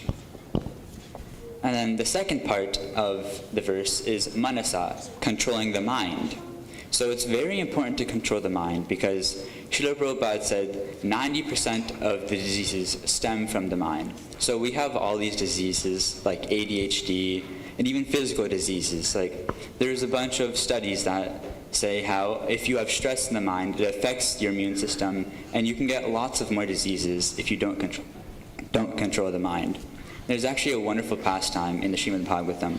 It's Canto 11, Chapter 23, Text 42. And this is the story of the Avanti Brahman. So the story goes, there's a Brahmana who wanted to figure out what was the source of his happiness and distress. So he started observing his life. So he observed the people around him, and he came to the conclusion that, the people around him were not the cause of his happiness and distress. And then he goes and observes the demigods, the very, very powerful demigods. And he observes, but he comes to the same conclusion that they were also not the cause of his happiness and distress. And he even goes to his karma, his body, eternal time. He looks at all these things and observes it, but he comes to the same conclusion that these are not the cause of his happiness and distress. And after a very long time of searching, he comes to one conclusion. The conclusion is that the mind itself is the cause of happiness and distress. So what does this mean? This means that whatever situation we're in, our mind is the one that can only dictate if we have happiness and distress. The consciousness that we're in dictates whether we're going to be affected by it or not. And if one can come to this conclusion, then rapid spiritual advancement is awaiting for him. And the third part of this verse, krodha, anger.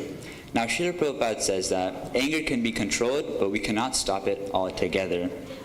And there's a wonderful example of Sri Chaitanya Mahaprabhu. Chaitanya Mahaprabhu, I'm sure all of you are familiar with the pastime of Chaitanya Mahaprabhu and Nityananda Prabhu with Jagai and Madhai, right? So, in this pastime, Jagai and Madhai blasphemed and hurt Lord Nityananda. And then Chaitanya Mahaprabhu became very, very upset. He went to the stage of he was going to kill Jagai and Madhai. But Nityananda Prabhu stopped him from doing so. So what can we understand from this? So Chaitanya Mahaprabhu got upset because a devotee of Lord Krishna, Lord Nityananda, was hurt and was blasphemed. So we can understand that if we are insulted, we should be tolerant of all insults. Because in the Shikshashtakam, Sri Chaitanya Mahaprabhu states, Trinadapi Sunechena Taro Ravi Sahishana. This means we should be humbler than a blade of grass and more tolerant than a tree. We should be more tolerant to them. But as soon as a devotee of Lord Krishna or Lord Krishna himself is blasphemed, then we should be ready to stand up and fight. So that's how we can understand to use anger in the correct way. And the last three, the tongue, belly, and genitals. Prabhupada says something very, very simple. He says to only honor Krishna Prasad, and these three things will be automatically controlled. What are three things of all you would want to take away from verse 1? Well, in verse 1, if Krishna is present in the mind, there is no possibility that the mind is being agitated by the Maya's influence. To try and create a vacuum in the mind is impossible and is fake. The vacuum will not remain. However, if one always thinks of Krishna and how to serve him best, the mind will always be naturally controlled. The second one is, while we cannot stop anger or growth altogether, it can be controlled. If we simply become angry with those who blaspheme the Lord of the devotees or the Lord, we control our anger in Krishna consciousness.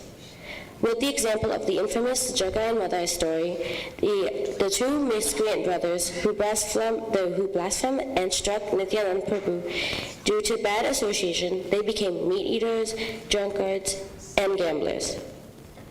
And one final takeaway would be someone who can control these 6 items, speech, mind, anger, tongue, belly, and the genitals, is to be called a Swami or a Goswami. Swami means master, and Goswami means master of the go, or the senses. When one accepts the renounced order of life, he automatically assumes the title of Swami or Goswami. This does not mean that he is the master of his family, community, or society. He must be the master of his senses. Unless one is a master of his senses, he should not be called a Goswami, but a Godasa, servant of the senses. Thank you so much for this explanation. And I also wanted to ask about the next verse, verse number 2, and 3 main ideas you would like to explain about it. Yeah, well, verse 2 is mainly about what human life is and what life is meant for. Human life is meant for plain living and high thinking. Since all conditioned living beings are under the control of the Lord's third energy, this material world is designed so that one is obliged to work. The living entities constitute the marginal potency, and they are situated between the external and internal potencies. Being subordinate as external servants of the Supreme Personality of Godhead, the Jivatmas, or atomic living entities, must remain under the control of either internal or the external potency. The second one is that the main problem confronting the conditioned souls is the repetition of birth, old age, disease, and death, the 4 miseries. In the material world, one has to work for the maintenance of the body and the soul. Everyone requires possessions such as food, grains, clothing, money, and other things necessary for the maintenance of the body, but one should not collect more than necessary for the actual basic needs. If this natural principle is followed, there is no difficulty in maintaining the body. And the last takeaway would be, human life is meant for God realization, and the human being is given higher intelligence for this purpose. Those who believe that this higher intelligence is meant to attain a higher state should follow the instructions of the Vedic literatures. By taking such instructions from higher authorities, one can naturally become situated in the perfect knowledge and give real meaning to life. Haribo! Thank you so much, Achyut and Kritika, for this wonderful kind of informative session here. Us as interviewers, we actually learned a lot from you guys, and I'm sure you guys will make great changes in this world. Thank you so much.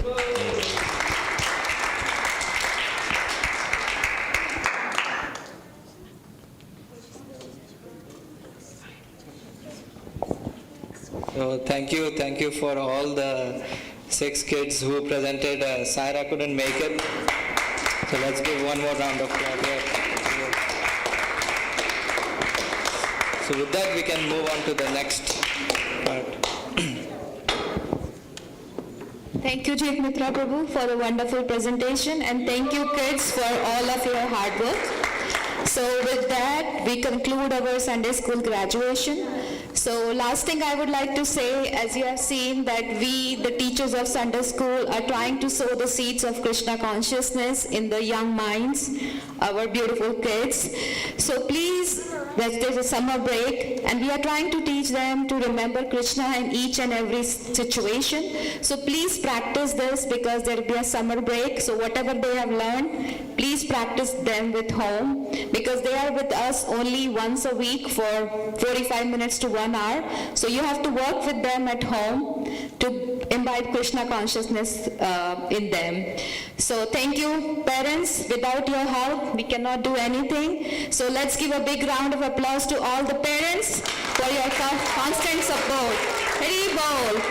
So now we'll move on to giving them gifts, most awaited moment, because kids are asking us, what is there in the bag? What is there in the bag? So kids, let's move on. So Swan Garang Prabhu, we'll start from your class. So you can call your kids. Come back. Yeah, let me call Majaji.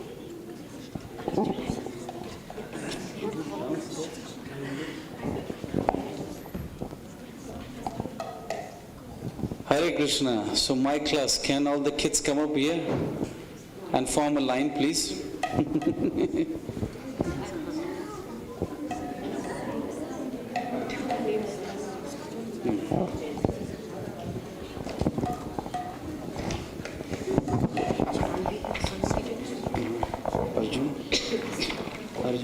Arjun. Let me find the certificate for Arjun. Arjun. Hare Krishna. Hare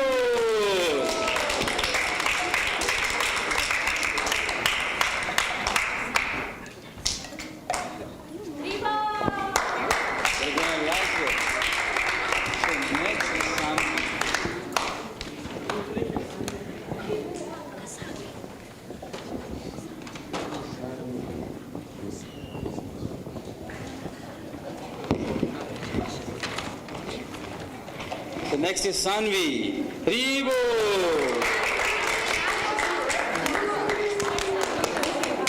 No, this Sanvi. Oh, you come here. The next one is Sanvi. That's a Dipisha. Okay, hold on. Dipisha. So,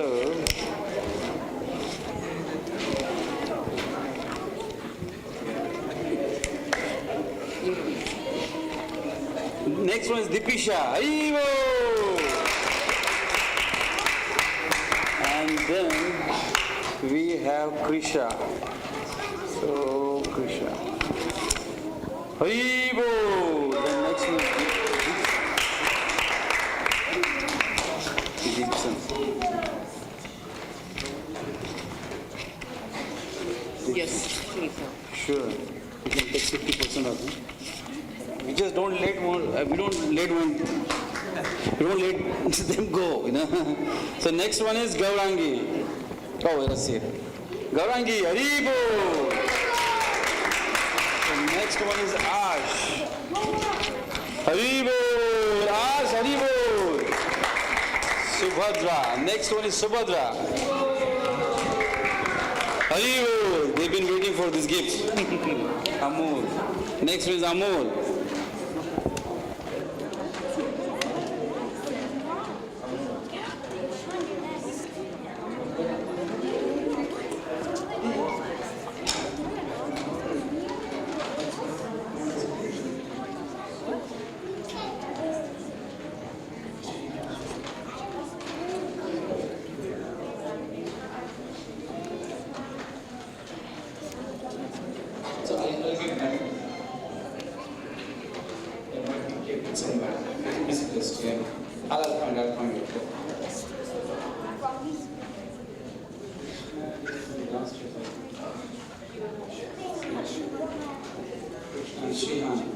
So where's Shrihan and Krishna?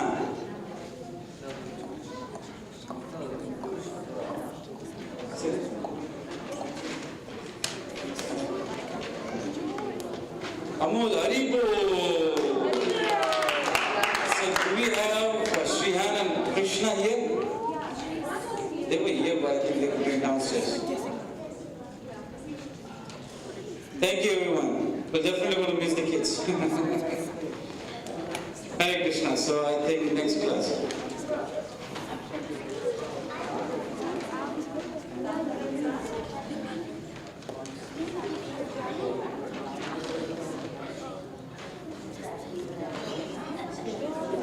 Avi?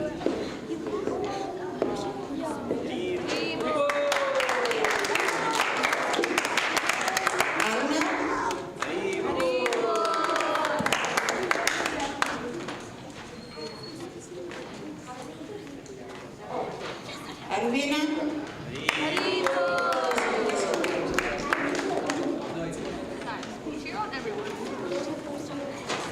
Manas?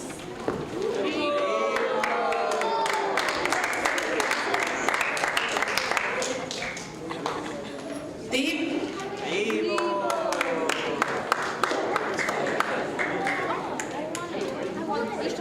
Navia?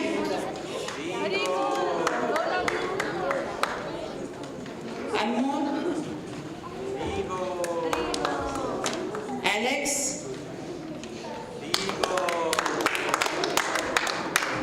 Ishan?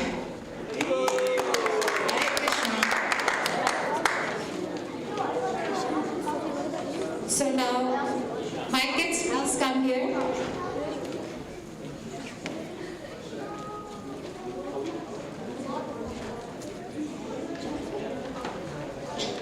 Isha?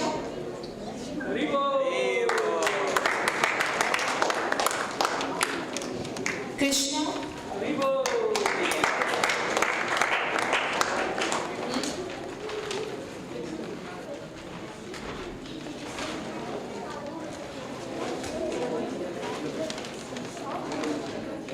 Ahana?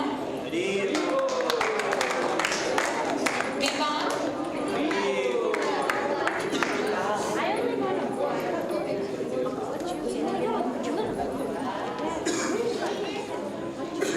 Alisa?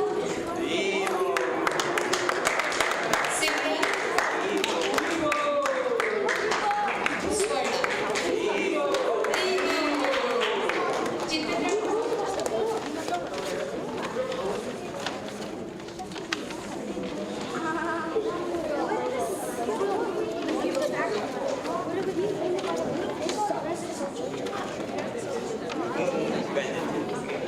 Rohit.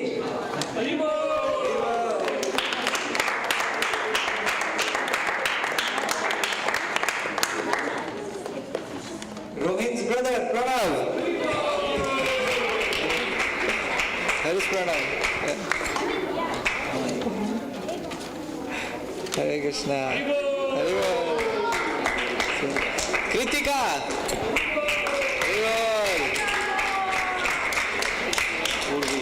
Purvesha. Chanting of the holy name. 64 rounds ki jai ho. Bhavya. More chanting. More chanting. Achyut.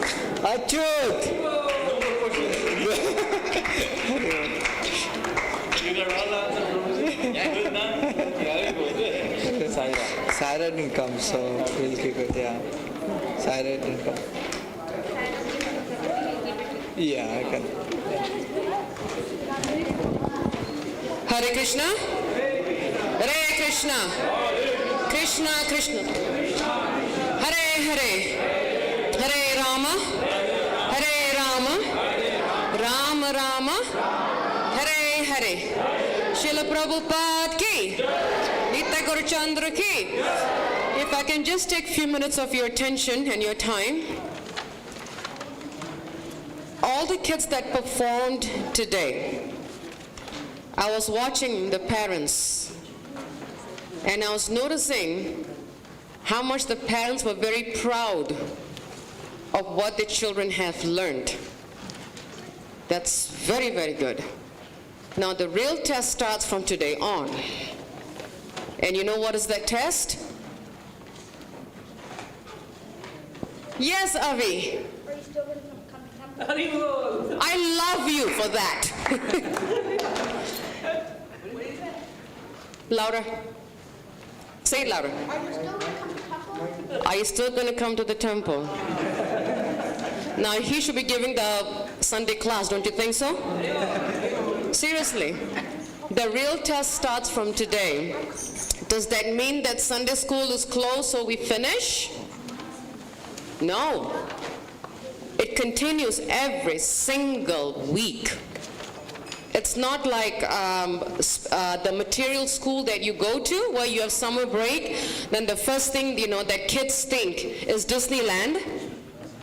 And when it comes to a certain age, then they think of Cancun, I think. Then after they think of the Bahamas. And then when they hit the college, then they think of Greece and Czechoslovakia. They go that far. Nita Gaurachandra ki jai, Dharmapal Subhadra ki jai. So, yes, that's a very nice point. The real test starts from today.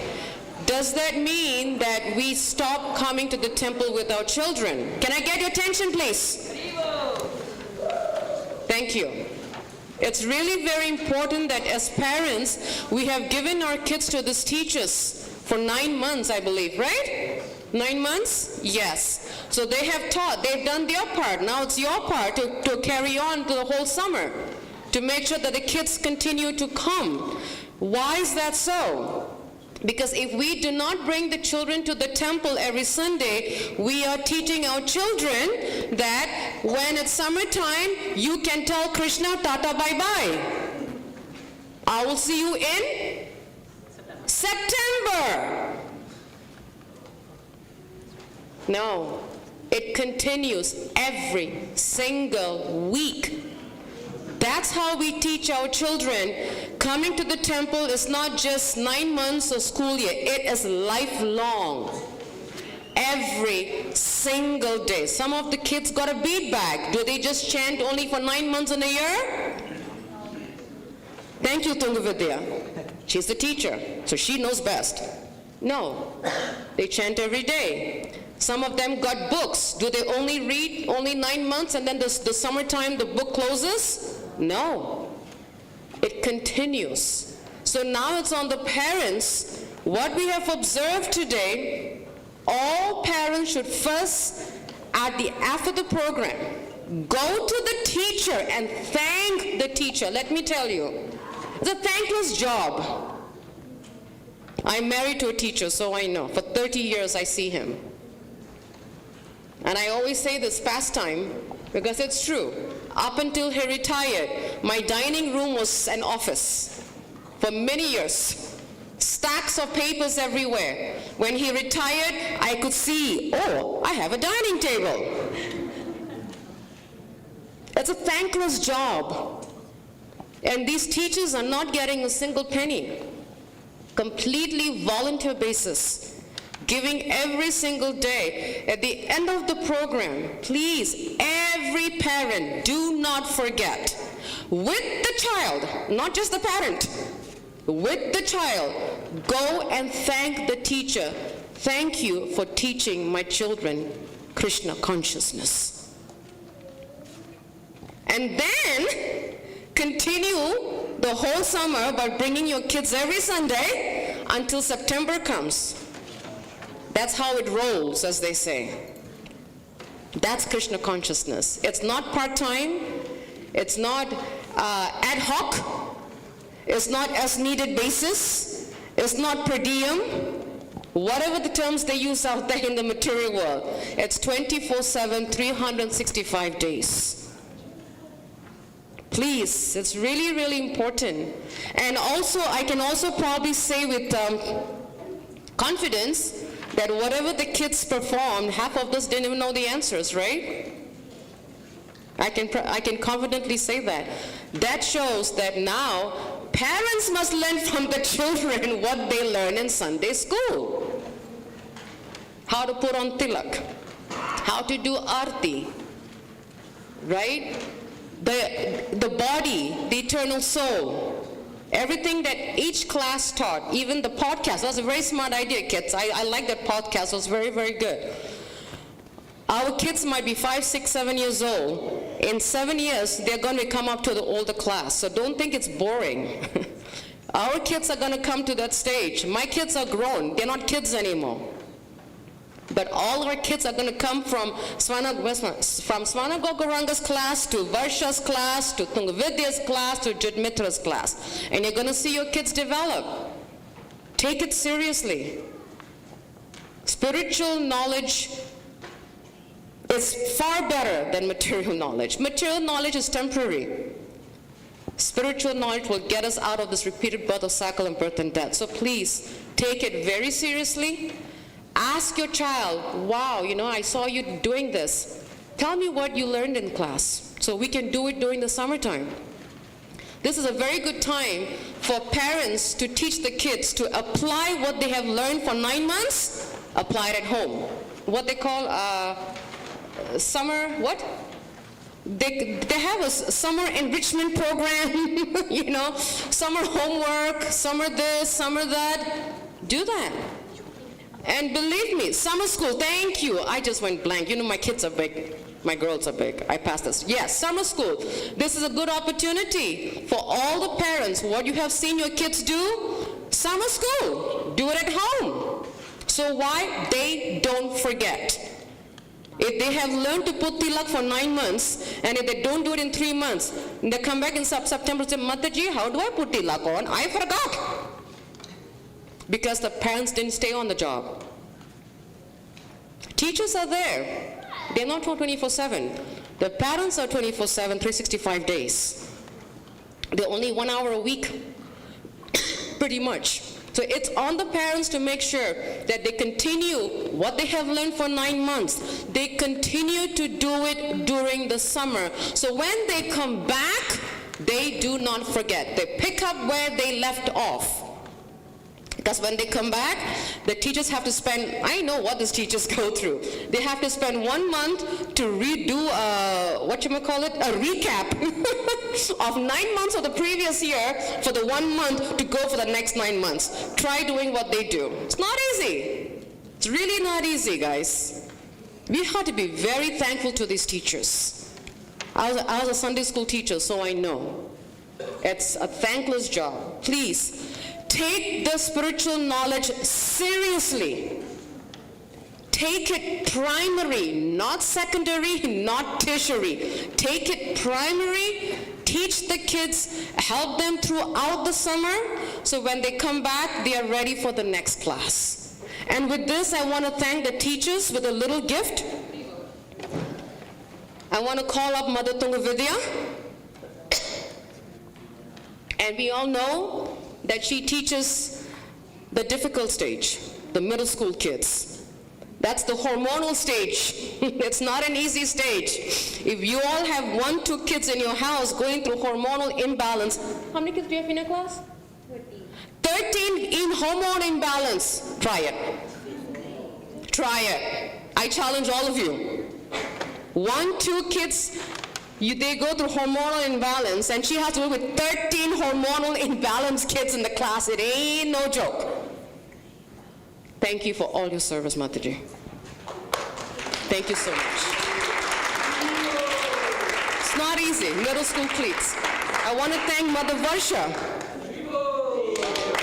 She's got the elementary kids. And again, the elementary kids now in today's Karmi world, they are just as bad as the teenagers are. We all know that. How many kids do you have in class, Mataji? 15! Plus 2 at home. 2 17, now 2 going to call it 2 high teenage, and 15, 17 is not easy. We have 1 and 2, we scratch our heads. Oh, Mataji, I'm having a headache, migraine, I don't know what we go through. She is 15 in her class. And you'll never see her not having a smile. She's always smiling every Sunday. Once in a while, we need to think and put ourselves in the teacher's shoes, what they go through. It's a thankless job. Thank you, Mother Varsha.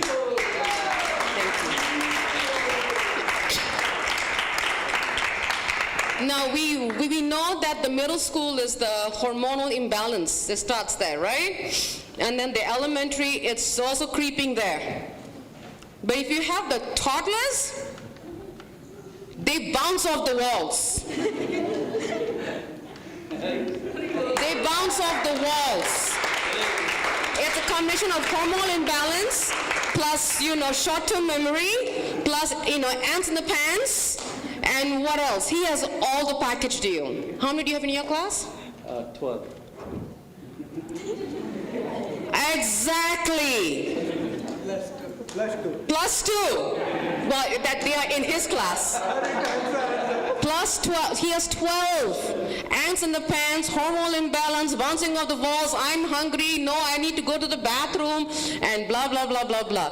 And I can tell you one thing, and I'm so happy for Swanok Goranga. Please bear with me. And Tungvidya and Varsha know that very well. We have been trying for a few years to really get us, a stable teacher for this group. We've tried 2-3 times. He is the best. Please, at the end, thank him. 12 kids bouncing off the walls. And I'll tell you something. When the older kids were doing their presentation, he fed those kids downstairs just now. This is called It Takes a Village to Raise a Child. Thank you, Swarna Garanga. I hope I got the right names. Just check the names. I didn't even look at the names inside. Okay, God, you got to flip it over then. Varshas and I look at the names inside. I didn't even read whose names I got in there. Yours is with me. Yours is with me. I think, and now the teenage group. Krishna's already laughing because he knows exactly what it goes through. He's like, when will they finish this teenage hormone imbalance crap, right? It's intense. I remember my husband, I think when my kids were small, they were so cute. They were naughty, the terrible tools and this and that. They were so cute, but as they got old, they got more difficult. Then when they got to the teenage years, I think like 12, 13, then my husband told me, you know what, honey, one of my friends told me in DC, I told this person, it gets better, right, as they get older. She says, no.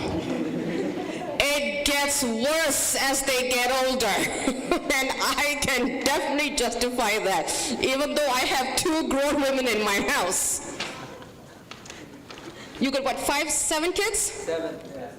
7 teenagers. Now the teenage years are hormonal imbalance, secrecy, I know it all. Who are you, Dad? Mom, don't talk to me this way. You see all the fresh talks coming out. He has 7 in his class. And he puts so much energy and time in it. It's not easy. It's not easy to deal with all this age. Thank you, Jitmitra. Thank you so much. I want to end with this, and please mark your calendars. Sunday school resumes on September 8th. But the registration will be August 8th, open. Please register on time. It really puts the teachers on stress. Sometimes we take them for granted because they are our friend, our neighbor. I grew up with them. Oh, they know me, I'm always late. Please don't do that. Give them the due respect that they need. Teachers, thankless job, please. So you know what your assignments are for the summer, parents? Forgot? Are Baba, you're not a parent. Parents, what is your assignment for the summer?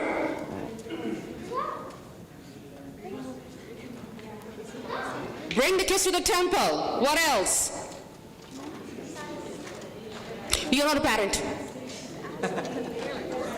Teach them at home. Fathers, do not look at the mothers. I know, believe me, I've gone to that stage. Don't expect the mothers to do the job. Remember Sudha Murthy? Aha. It takes two to get the job done. Don't look at the mothers. Fathers, combine. Please, bring the kids to the temple every Sunday, no excuse. Unless they're sick, we understand that. Travel, we understand that. And make sure what they have learned for 9 months, they continue to apply it every single day the whole summer. So when they come back, they're ready for the next challenge. Srila Prabhupada ki. We'll get ready for Guru Puja Aarti and the main Aarti.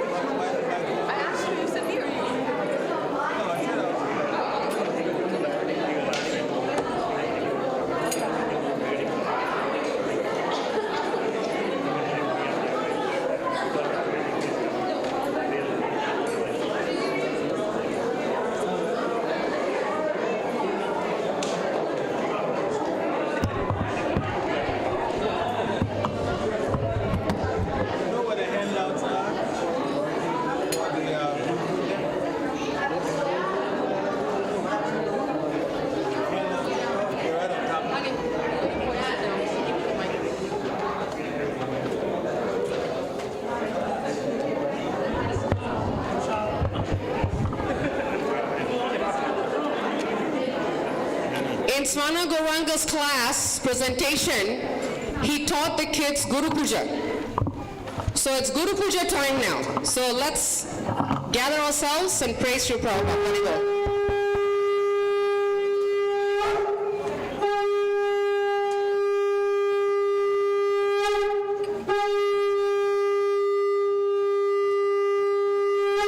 Jaya Prabhupada, Jaya Prabhupada, Jaya Prabhupada, Srila Prabhupada.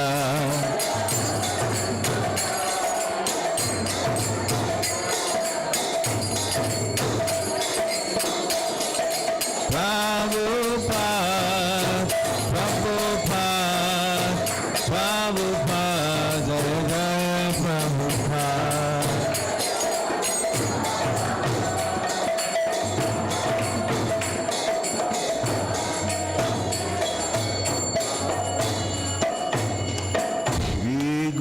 Charana Panma Kivara Bhakati Sama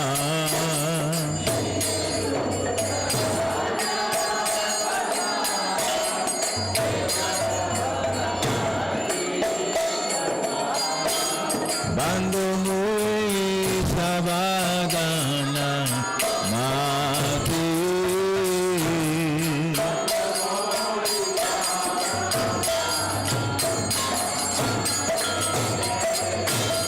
Bandhu Mui Sabadana Mati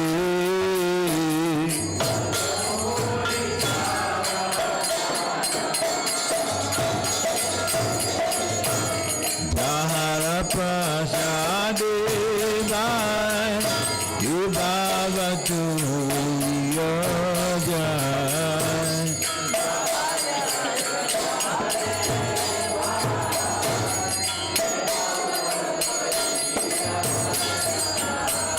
Krishna Prabhu Japati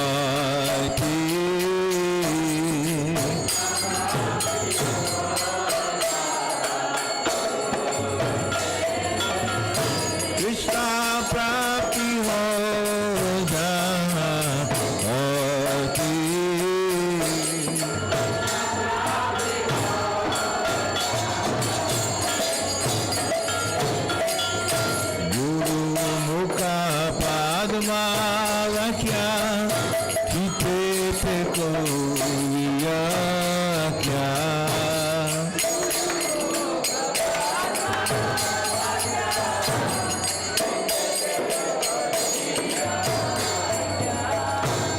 माना कोई हो माने आशा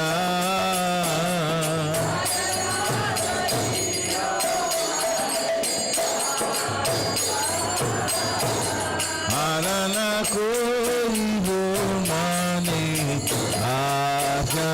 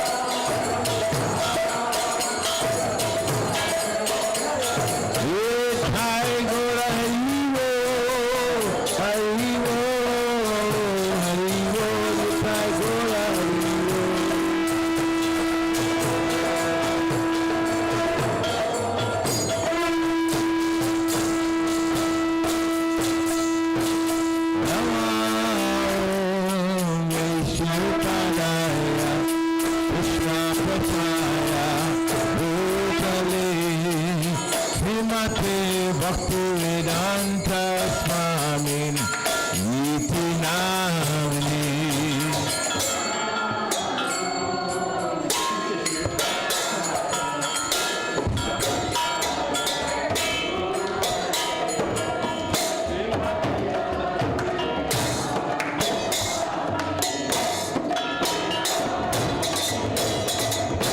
Namaste Saraswati Devi Gauravani Pracharini Nirvishesha Sunyavadi Paschatya Rishatrani.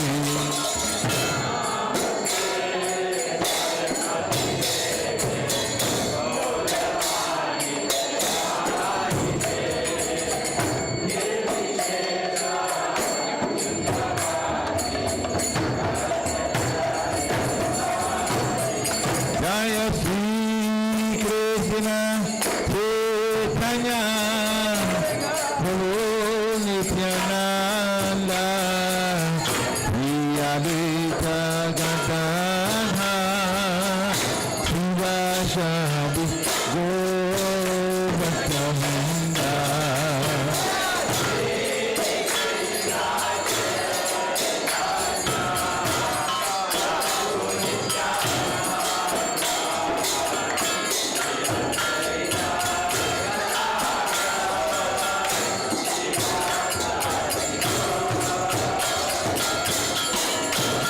Jaya Sri Krishna Chaitanya Prabhu Nityananda Sri Advaita Gadadhara Srivasadi Govardhana.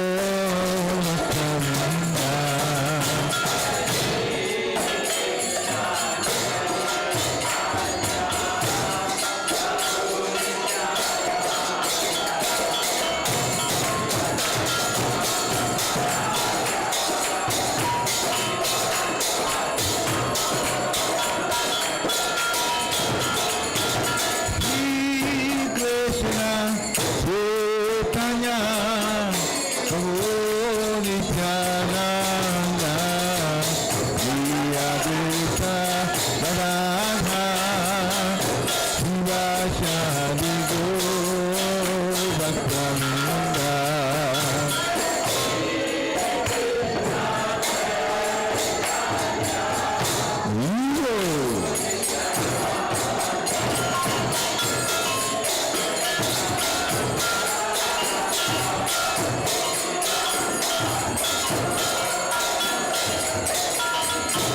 Jaya Guru Bhaktavinda. Jaya Guru Bhaktavinda.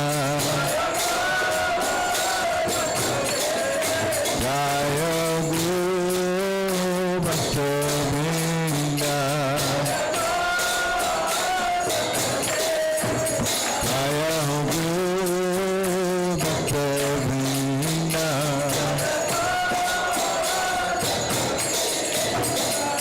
Nithai Gauranga, Nithai Gauranga.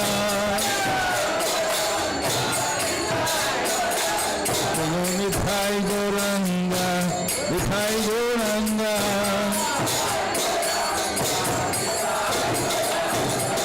Nithai Gauranga, Gaurani.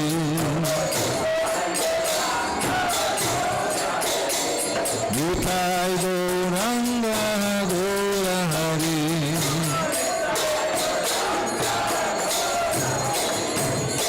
Nithai Gauranga, Nithai Gauranga.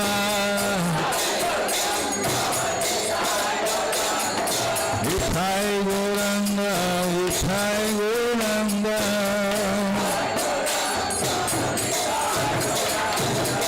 Nithai Gauranga, Gaurani.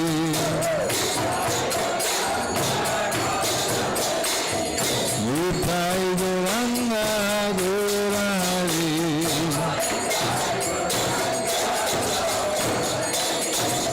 Jai Sachina Satchinandana, Jaya Satchinandana.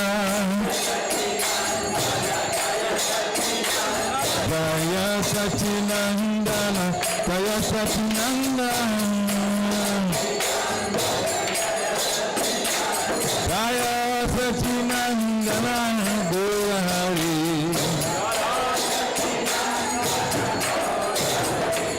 Jaya Satchinandana, Gaura Hari.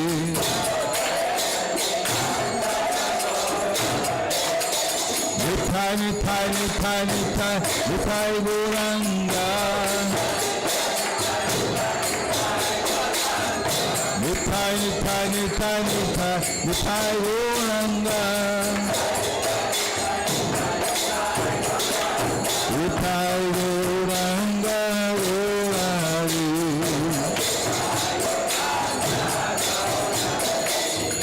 Nitai Gauranga, Gaurari.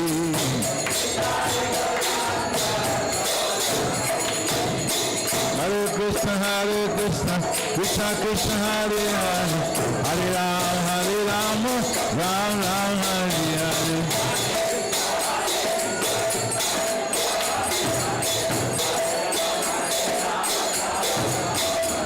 Hare Krishna, Krishna Krishna, Hare Hare, Hare Rama, Ram Ram, Hare Hare.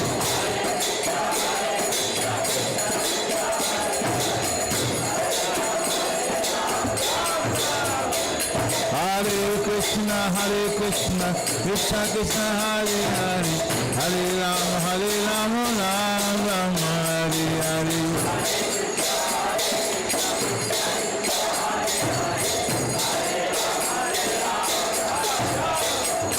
Hare Krishna, Krishna Krishna, Hare Hare, Hare Rama, Ram Ram, Hare Hare.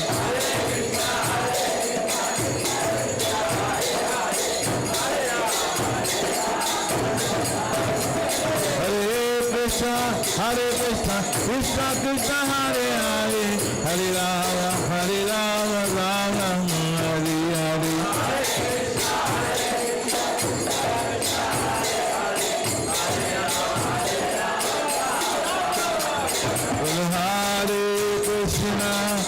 Hare Krishna, Krishna Krishna, Hare Hare, Hare Rama, Rama Rama, Hare Hare.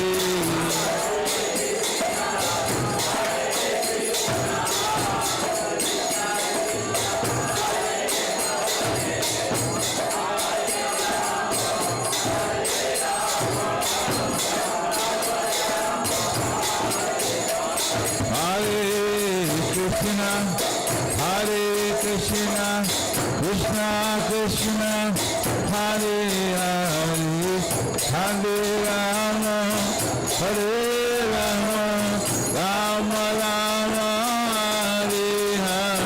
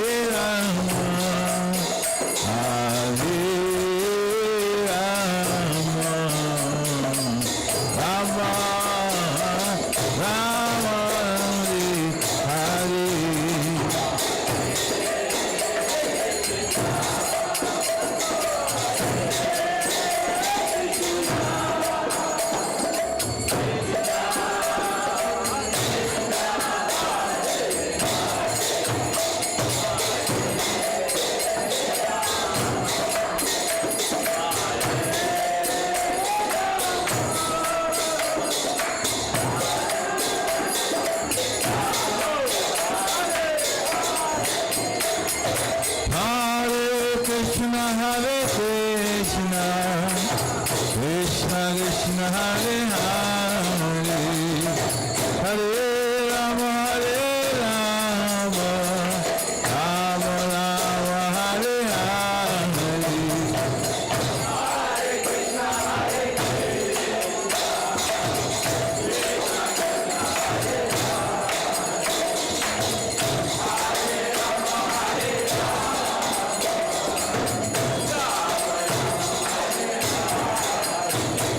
Hare Krishna, Krishna Krishna, Hare Hare, Hare Rama, Hare Rama, Rama Rama, Hare Hare.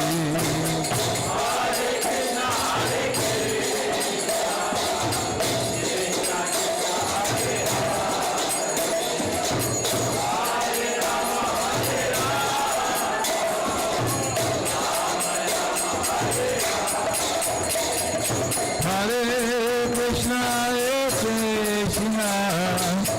Krishna Krishna, Hare Hare, Hare Rama, Hare Rama, Rama Rama, Hare Hare.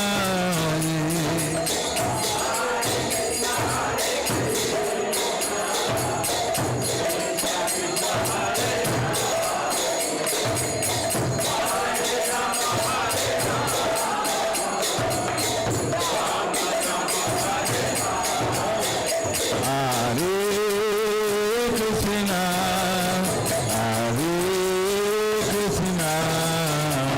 Krishna Krishna, Hare Hare, Hare Rama, Hare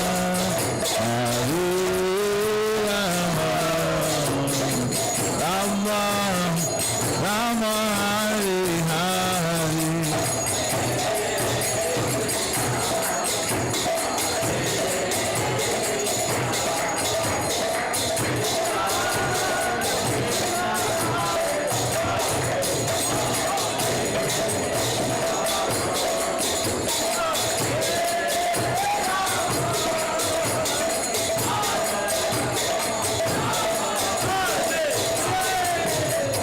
Govinda Jaya Jaya, Gopala Jaya Jaya, Govinda Jaya Jaya, Gopala Jaya Jaya, Hare Ramana Hari, Govinda Jaya Jaya, Radha Ramana Hari, Govinda Jaya Jaya, Govinda Jaya Jaya, Gopala Jaya Jaya, Govinda Jaya Jaya, Gopala Jaya Jaya, Radha Ramana Hari, Govinda Jaya Jaya, Radha Ramana Hari, Govinda Jaya Jaya, Govinda Jaya Jaya, Gopala Jaya Jaya, Govinda Jaya Jaya, Gopala Jaya Jaya, Radha Ramana Hari, Govinda Jaya Jaya, Radha Ramana Hari, Govinda Jaya Jaya. Hare Krishna, Krishna Krishna, Hare Hare, Hare Rama, Rama Rama, Hare Hare.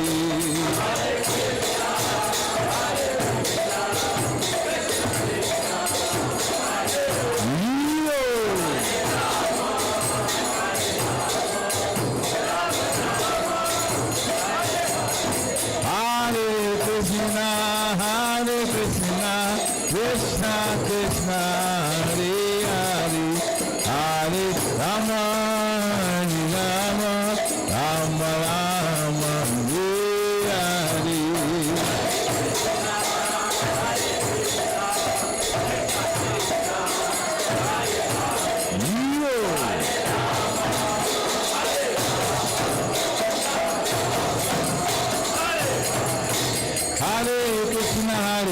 Krishna Krishna Krishna Hare Hare Hare Ram Ram Ram Hare Hare.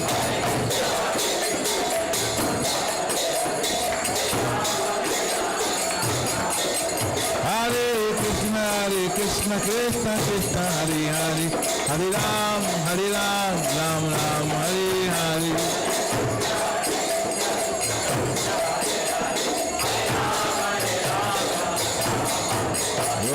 Govinda Jaya Jaya Gopala Jaya Jaya Govinda Jaya Jaya Gopala Jaya Jaya Radha Ramana Hari Govinda Jaya Jaya Radha Ramana Hari Govinda Jaya Jaya Govinda Jaya Jaya Gopala Jaya Jaya Govinda Jaya Jaya Gopala Jaya Jaya Radha Ramana Hari Govinda Jaya Jaya Radha Ramana Hari Govinda Jaya Jaya Govinda Jaya Jaya Gopala Jaya Jaya Govinda Jaya Jaya Gopala Jaya Jaya Govinda Jaya Jaya Gopala Jaya Jaya Govinda Jaya Jaya Gopala Jaya Jaya Radha Ramana Hari Govinda Jaya Jaya Radha Ramana Hari Govinda Jaya Jaya Jaya Jagannath Jaya Jagannath Jaya Baladeva Jaya Subhadra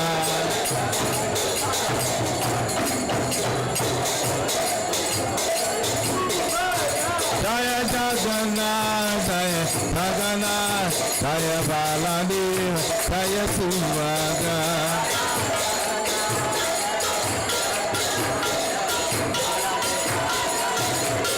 Jaya Dukhai Gora Chandra Dukhai Gora Chandra Gora Hari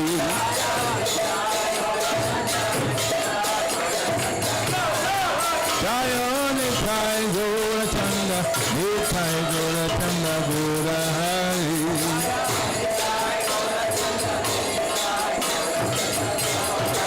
Jaya Prabhupada Prabhupada Prabhupada Srila Prabhupada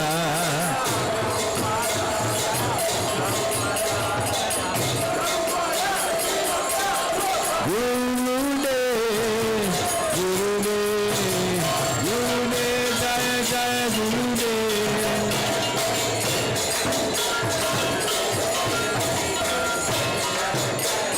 Gothai Gora Haribo Haribo Haribo Haribo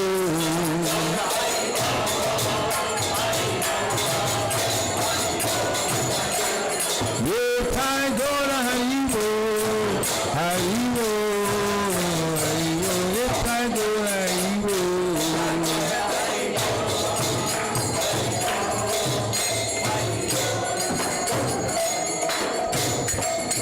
Gora Brahmanande Jayam Vishnupad Paramhas Privajagacharya Stotra Satasisi Maris Divine Grace A.C. Bhaktivedanta Swami Prabhupada Ki Jayam Vishnupad Paramhas Privajagacharya Stotra Satasisi Maris Divine Grace Srila Bhakti Siddhanta Saraswati Thakur Maharaj Prabhupada Ki Ananta Koti Vaishnavin Ki Namacharya Sri Haridas Thakur Ki ISKCON founder Charya Srila Prabhupada Ki प्रेम से कहो श्री कृष्ण चैतन्य प्रभु नित्यानंद श्री अद्वैत गदाधर शिवाचार्य गौर भक्तवृंद की, श्री श्री राधा कृष्ण गोप गोपीनाथ श्याम कुंड राधा कुंड गे गोवर्धन की, वृंदावन धाम की, मथुरा धाम की, नवद्वीप धाम की, जगन्नाथपुरी धाम की, जगन्नाथ स्वामी की, गंगा माई की, जमुना माई की, तुलसी देवी की, भक्ति देवी की, हरे कृष्ण महामंत्र की, सामवेद भक्तवृंद की, निताई गौर प्रेमानंदे। All glories to the assembled devotees. All glories to the assembled devotees. All glories to the assembled devotees. All glories to the lotus feet of Sri Sri Guru and Gauranga.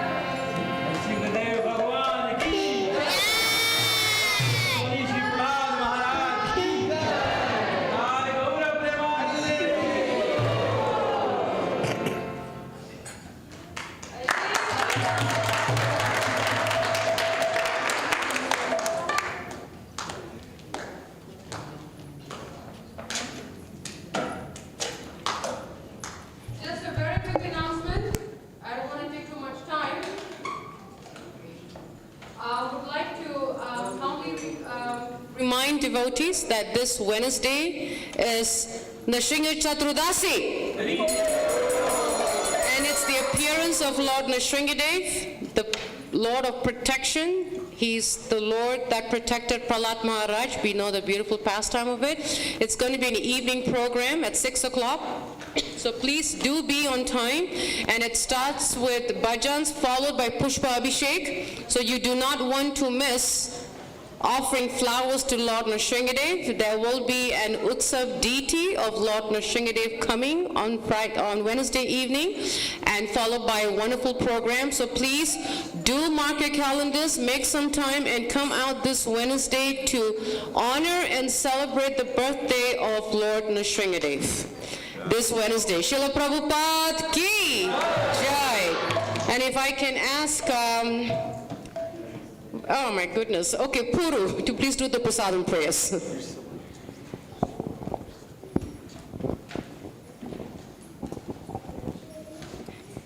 Mahaprasade Govinde Nama Brahmane Vaishnave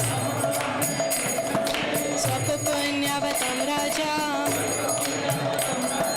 Vishwasun Vijayate Sarira Vidyaja Rohindiya Tahekar Chihifale Vishesha Gaire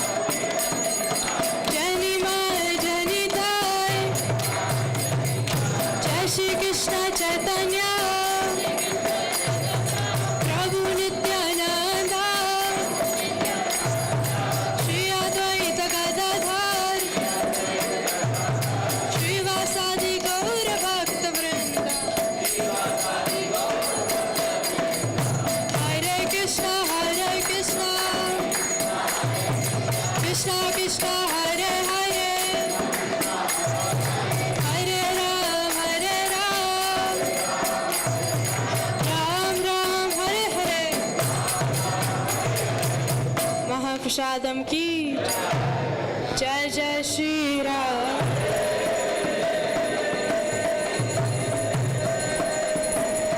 Isha Jai Jai Shri Radhe.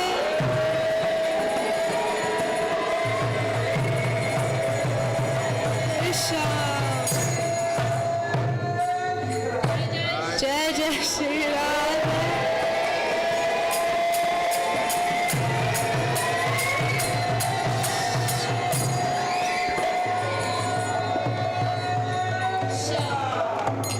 Is served downstairs. If 1 second. Attention, please.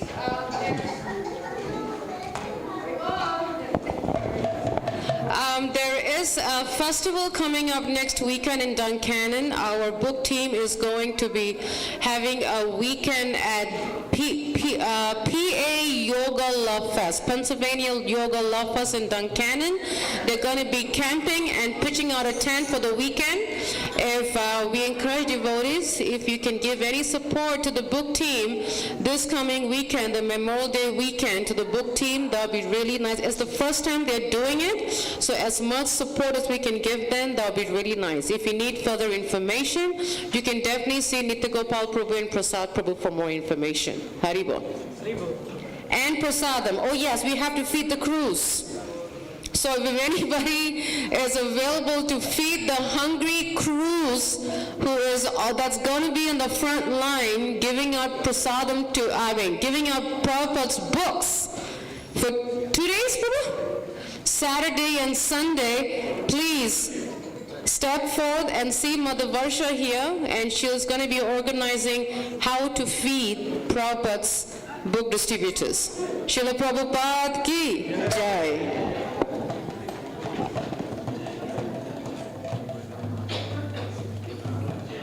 Baltimore Rath Yatra is also the same weekend? Yes, so there's going to be conflicting. So it's the Baltimore Rath Yatra. Saturday is Baltimore Rath Yatra. PA Yoga Love Fest is in Duncannon Saturday and Sunday, and we have our normal temple program on Sunday. So we have to clone ourselves in 3 different places and figure out how to meet all the 3 requirements. Srila Prabhupada ki jai.